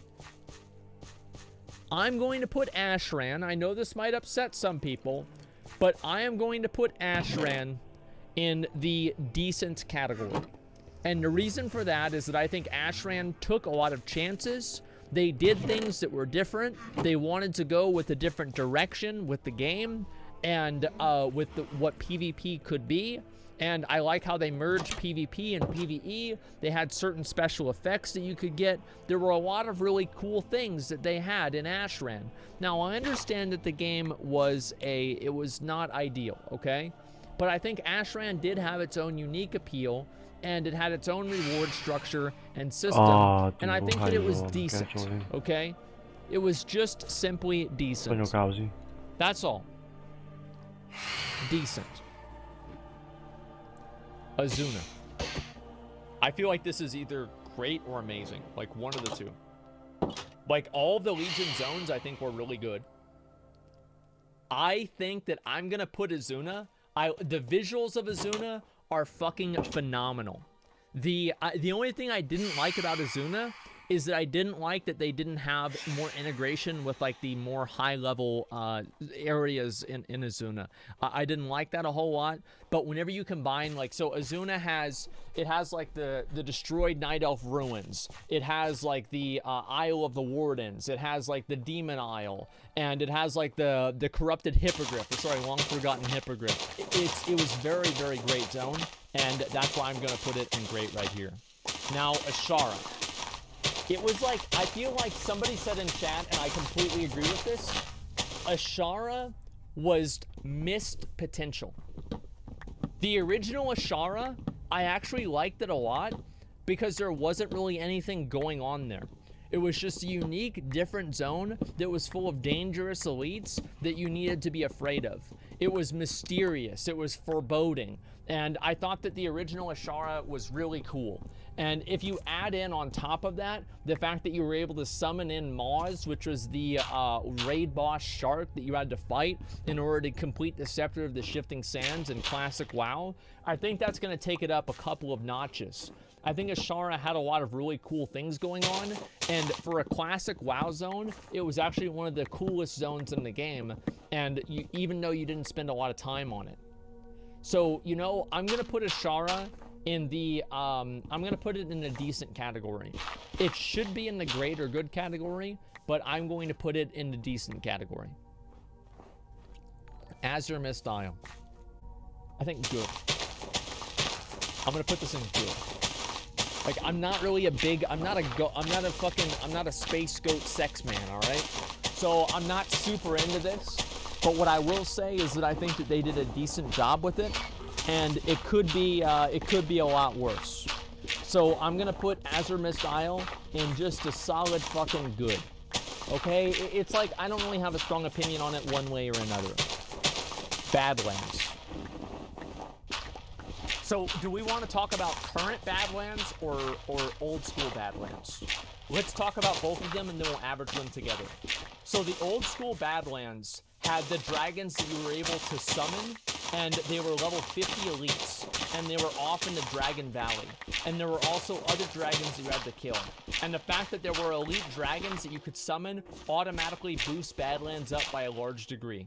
The new Badlands is one of the best questing zones in the game. And on top of that, if you look at the destruction and deathwing created from up in the air, and you look down on it, you can see that it's actually a giant black dick. Like, it's a gigantic dick. Like, you just look down, it's got the two balls on the side, it's a giant fucking dick. And because of that, I'm actually gonna say Badlands overall is an incredible zone. I like it a lot. I think that it's very well done, and everything about it, like the quest lines are really good. It's one of my favorite places to level in. I'm gonna go with Badlands being a great zone, and I'm gonna put it like in order. I'm gonna say Azuna number 1, Badlands number 2, Wrathy Highlands number 3. Blades Edge Mountains. Blades Edge Mountains was a terrible zone to level in. It was absolutely fucking trash. The only redeeming traits about Blades Edge Mountains is the end-game Burning Crusade content that was added after release, and the end-game quest lines that Blades Edge Mountains had in them. For like, you summoned the demon or some kind of shit, I forgot how to do it. And I also liked how Gruul's Lair was integrated into Blades Edge Mountains. I thought that was really good. But overall, I think I'm going to rate Blades Edge Mountains. I'm going to give it it's either bad or decent. Like, I feel like it's either going to be bad or decent. What do you guys think? Bad? Visually, I do want to say, before I put it in here, visually, Blade's Edge Mountains, actually, you know what? Like, when you take the visuals of Blade's Edge Mountains, and I don't know, like visually info amazing, yeah. It's got really great visuals. It's got cool in-game content, and it's just not a very good leveling zone.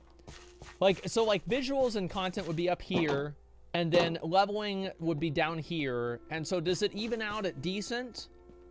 I feel like it kind of evens out at decent. Yeah, I don't know. Like, it's like, I'll just put it in decent for now, and I might change my mind later, okay? Blasted Lands. I love how you guys either say amazing or awful. Like, this is the most torn people have been on something ever. I feel like Blasted Lands is an instance of Blizzard not really doing anything with a lot of potential. Blasted Lands, I felt, had like so much potential, and it was just not really realized. The zones in the game, I think, were pretty good, and the post-Cataclysm Blasted Lands was cool, but at the same time, it wasn't, it didn't get you hard thinking about it. And there was a certain mystery with the Blasted Lands, and I think with that, you know, maybe we could give it a little bit more of a placing. But overall, I think this is just an average zone, and it was also the problem with the with Blasted Lands. The problem with it is that it was supposed to be a lot more, and I think that's really what the disappointment is. Blasted Lands should have been a lot more, and it wasn't. And because of that, I'm going to give it a decent. I'm going to give Blasted Lands a solid decent. It was a decent zone. The Surwich area, which is like the Worgen area, in like the bottom left, I think that was pretty cool. But above Blade's Edge Mountains, yeah, it's above Blade's Edge Mountains, 100%. Blood Mist Isle. I'd say like maybe it's good. Like the zone, it doesn't do anything for me, you know? Like it's got the quest lines, and I think that's cool, where you deal with the Blood Elves, and you know, you create natural enemies with them, so that way, you know, whenever you get to max level, you feel that way. But I think I'm gonna go with just a solid fucking good. I'm gonna go with a good. Boreal ass tundra. Boreal tundra. Boreal ass tundra. Now I'm gonna be honest with you guys. Boreal ass tundra. You ride in on a boat through the frigid tundras and the ice caps of the frozen Northrend. You land, and you're immediately confronted with the forces of the Scourge fighting. You have to fight them back and defeat them. After that, you help the walruses get a stick to kill a Hydra or something like that. I don't know why you do that. There is so much, and then you're like it all inside of Borealas. Or Borean Tundra. It's not Boreal Tundra, it's Borean Tundra. You have dragons. You have the Scourge. You have the Tuskar. Like, Borean Tundra feels like its own fucking ecosystem just by itself. I think Borean Tundra is one of my favorite zones in the game, and I'm gonna give it an amazing. The Broken Shore. So let's look at positives with the Broken Shore. The system that you were using to create like buildings and build the buildings, that was really cool. And the treasure chest systems and everything like that, and the world bosses that would be able to spawn, that was also really cool. The underground gambling mechanic, that was also really cool. I would say the Broken Shore, it was high-end decent. Low end good. Either low good or high decent. One or the other. That's where I think that it's at. It was a decent area, but it wasn't absolutely amazing. Good is fair. You guys think is low good? Alright, we can do low good. That's fine. Burning Steeps. So you go into Burning Steps, and let's talk about Classic for just a little bit. You're fighting, you're in Red Ridge Mountains. You've just rescued Captain like Sanders or whatever the fuck his name is, right? The Keyshawn, yeah, Captain Keyshawn, and you just defeated dozens and dozens of orcs, and your dick feels so big that you can step through those black gates. You can go into Mordor, and you can stop the fiery elementals. And then these tiny little elementals that you probably couldn't even see because your camera draw distance was so bad because your computer was built in 1999, you didn't even see them. And they would aggro from so far away, they would shoot you from underground, and your little level 28 warrior is getting destroyed by level 53 imps. And you die. Maybe you escape away with a fraction of your life. And that moment, that humbling experience shows that it's a world of Warcraft. It's not just a little bit, it's a world of Warcraft. Burning Steps. The quests in the new Burning Steps are phenomenal. I think that the new Burning Steps quests are fucking amazing. I really, really like them. They are very well done.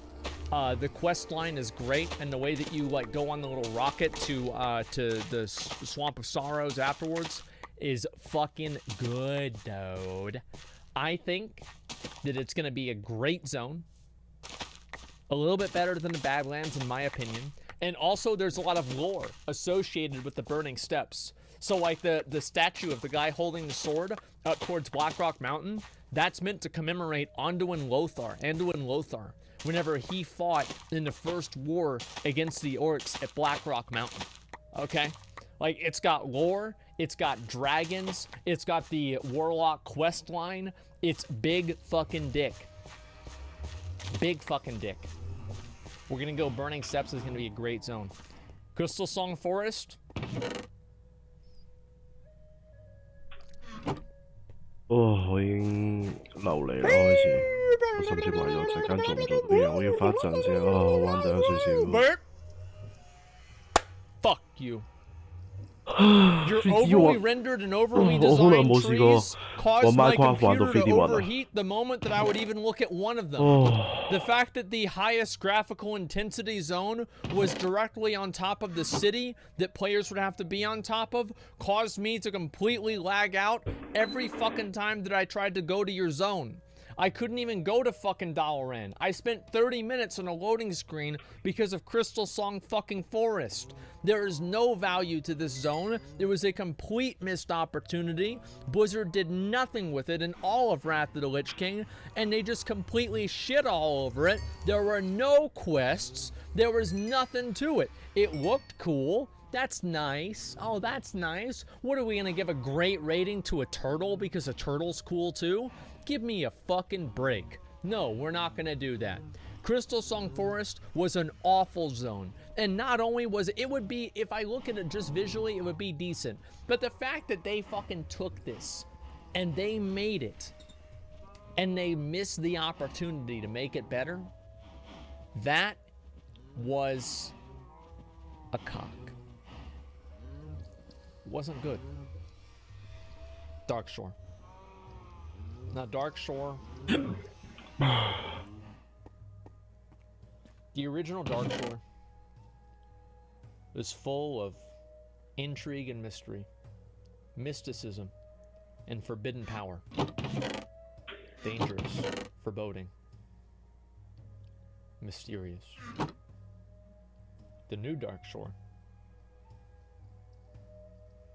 There was an exploit that would allow me to turn in the same quest over and over and over, and I never actually had to do War Master from Dark Shore because I exploited it. So I genuinely cannot comment on the new Dark Shore because I exploited it.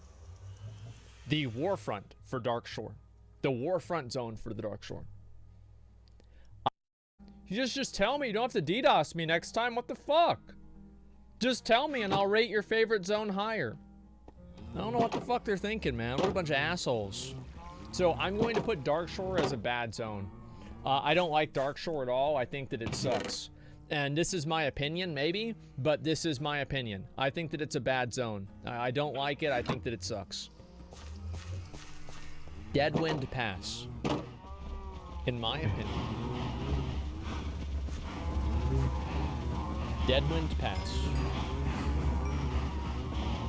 is a great zone. I think Deadwind Pass is great. I want to explain why. Deadwind Pass is necessary for a world to feel alive.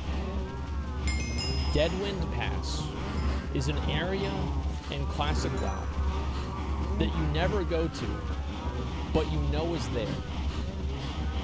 And on those moments that you're walking from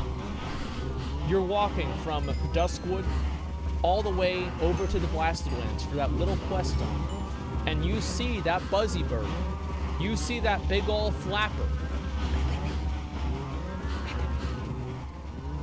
flapping around, and you see he has a skull on his level. You think to yourself, do I ever want to go back here again? And you think to yourself, fuck no, thank God there's no reason to ever do that. Deadwind Pass is an example of competence.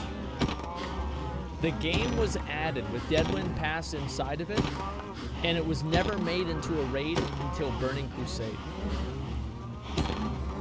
It was mysterious, it was scary, there was no reason to go there. And I think the fact that there was no reason to go there added to its intrigue and its interest. You knew Karazhan was there. You couldn't get in. You heard maybe of the Karazhan crypts, and that was really cool.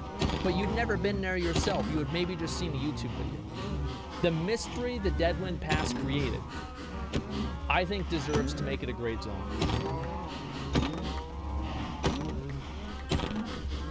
Deep Hole.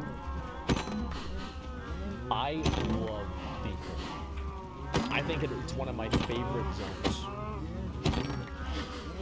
Now, amazing zones, I'm going to be very, very, very conservative with. So I do not want to give out the amazing rating too much. But what I am going to say is that Deep Home is one of my favorite zones to level in.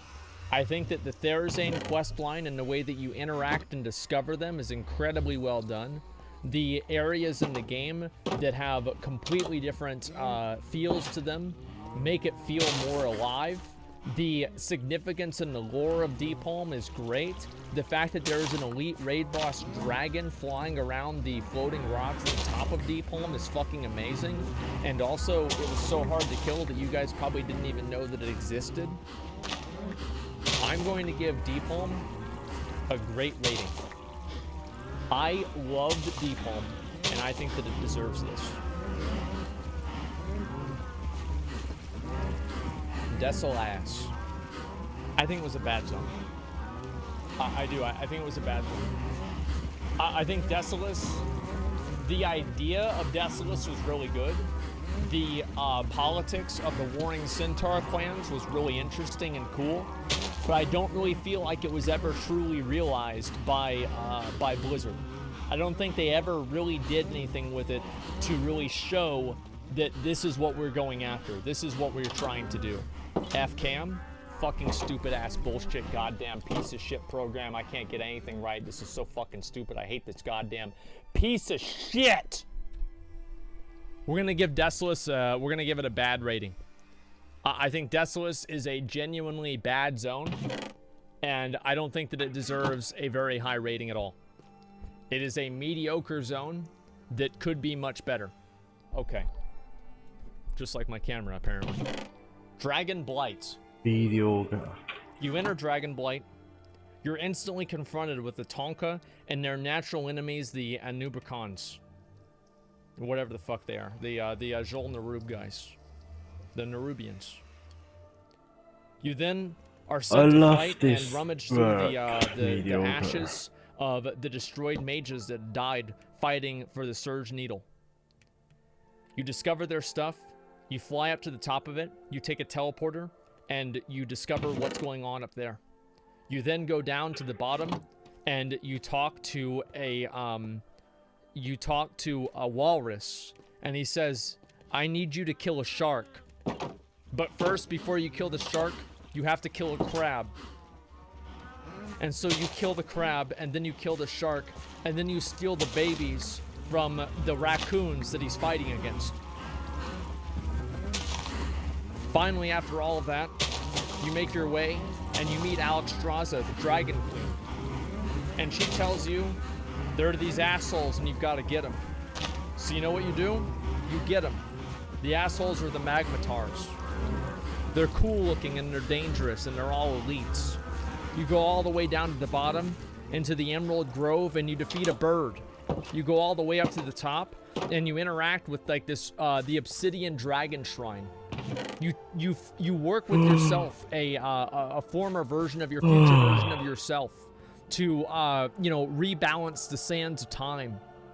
You then go with the Alliance or with the Horde, depending on what faction you are, and you go and you fight back the Scourge in their own domain. You defeat their most powerful allies, and you even destroy the Scarlet Crusade in their main stronghold.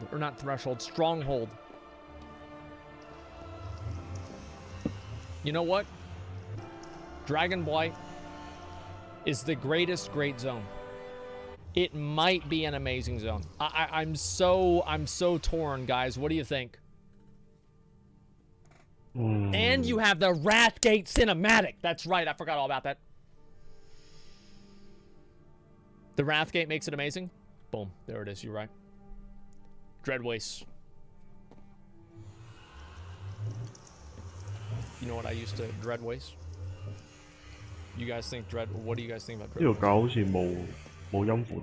Now, unearthing and reuniting the paragons of power with the Calaxi, and knowing they would eventually turn against you, but thinking that you had to help them anyway because they were a means to an ends.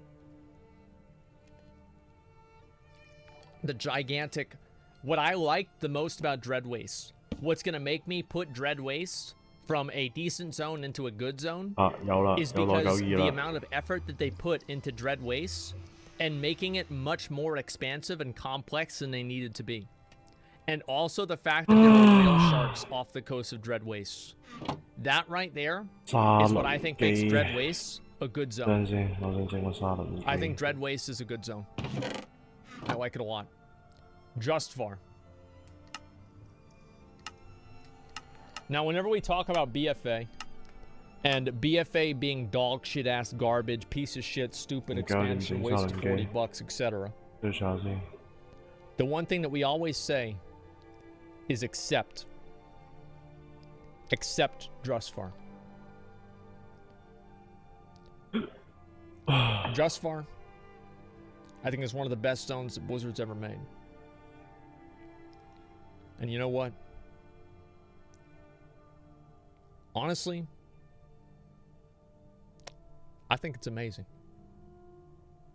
I think that it is an amazing zone. The quest lines are complete. They make sense. They're clean. The zone itself is amazing. The music in the zone is amazing. The quests in the zone are great. I think about it like this, guys. I like Drustvar so much that the fact that I disconnected and I couldn't log back on BFA release night, and that ended up causing me to lose server first with my group, and I was in Drustvar when that happened, despite that, I'm still gonna rate it amazing. I am still gonna rate it amazing. I think this is an incredibly well done zone, and I like it a lot. Done more of. I think this zone sucks. Like, I'll be honest, I think this zone sucks. I think it's a bad zone. I don't like it. I don't like it. I'll give it decent, okay? I'll give it decent. I don't know. I don't like it. What do you want me to say? What do you want me to say? I think it's decent. Okay, fine. It's decent. It's just, it's not. Listen, I grew up as a human. I didn't grow up a gnome. I didn't grow up as a dwarf. So I don't understand the nostalgia you guys have about this zone. I don't get it. I've done it myself, and the only time that I ever do anything in Dunmorrow is to get to level 5 so I can run to Ironforge to take the tram over to Elwyn Forest. 哇，反還 hate this 咁 fucking 少 zone. It annoys the 經 shit out 驗 of 俾 me, 我啊！ but I can objectively see how there are some positives to it. Dunmorrow, I will give a decent to. Durotar. Now, in the moments leading up to World of Warcraft, there was a certain quest line in Warcraft 3. 咁樣 You played as an outcast, stuck between two worlds, the orcs and the ogres, with no place to go. 我係一定要整到 No place to call his home. 你就係教 You 先 played 得， as 如果 Rexar, 唔係嘅話，就唔可以 exploring areas that look just like Durotar. 啊。 Because of that, I feel like Durotar absolutely deserves a high rating. Going into the caves with the imps, 我哋 seeing the elite for the first 有 time, 效都292啦。 beating the shit out of peons. 咁似乎我真係想咁樣 Durotar is a great zone. I would say it's about right here. Durotar is right about there. You beat the shit out of the peons. Duskwood. Duskwood had a world boss in the middle of it. In the heart of Duskwood, the Twilight Glade. You went inside of it. Maybe you just got done killing Morbent Fell, and you thought to yourself, you know what? I can take him on. And that dragon was Imerus. And you fucking died. Duskwood had some of the best quests in the entire game. I still remember Zach and I doing the Morbent Fell quest line together 15 years ago. I remember the mysteries of Morbent Fell and finally earning the opportunity to kill him by dispelling his protective aura. Fighting the way through the crypts, going all the way through there, doing all those quests. It felt good. It felt so good. Duskwood is an amazing zone. Better than Drustfarm. I think actually better than Dragonblight. Maybe on par with Borean Tundra. Duskwood is an amazing zone. I love Duskwood, and I think that it's really good. Dustwall Marsh. This is a really tough decision for me to make, okay? This is a very, very tough decision for me to make because I don't know exactly. Okay, so it's got a Nixia in it. That is really cool. It's got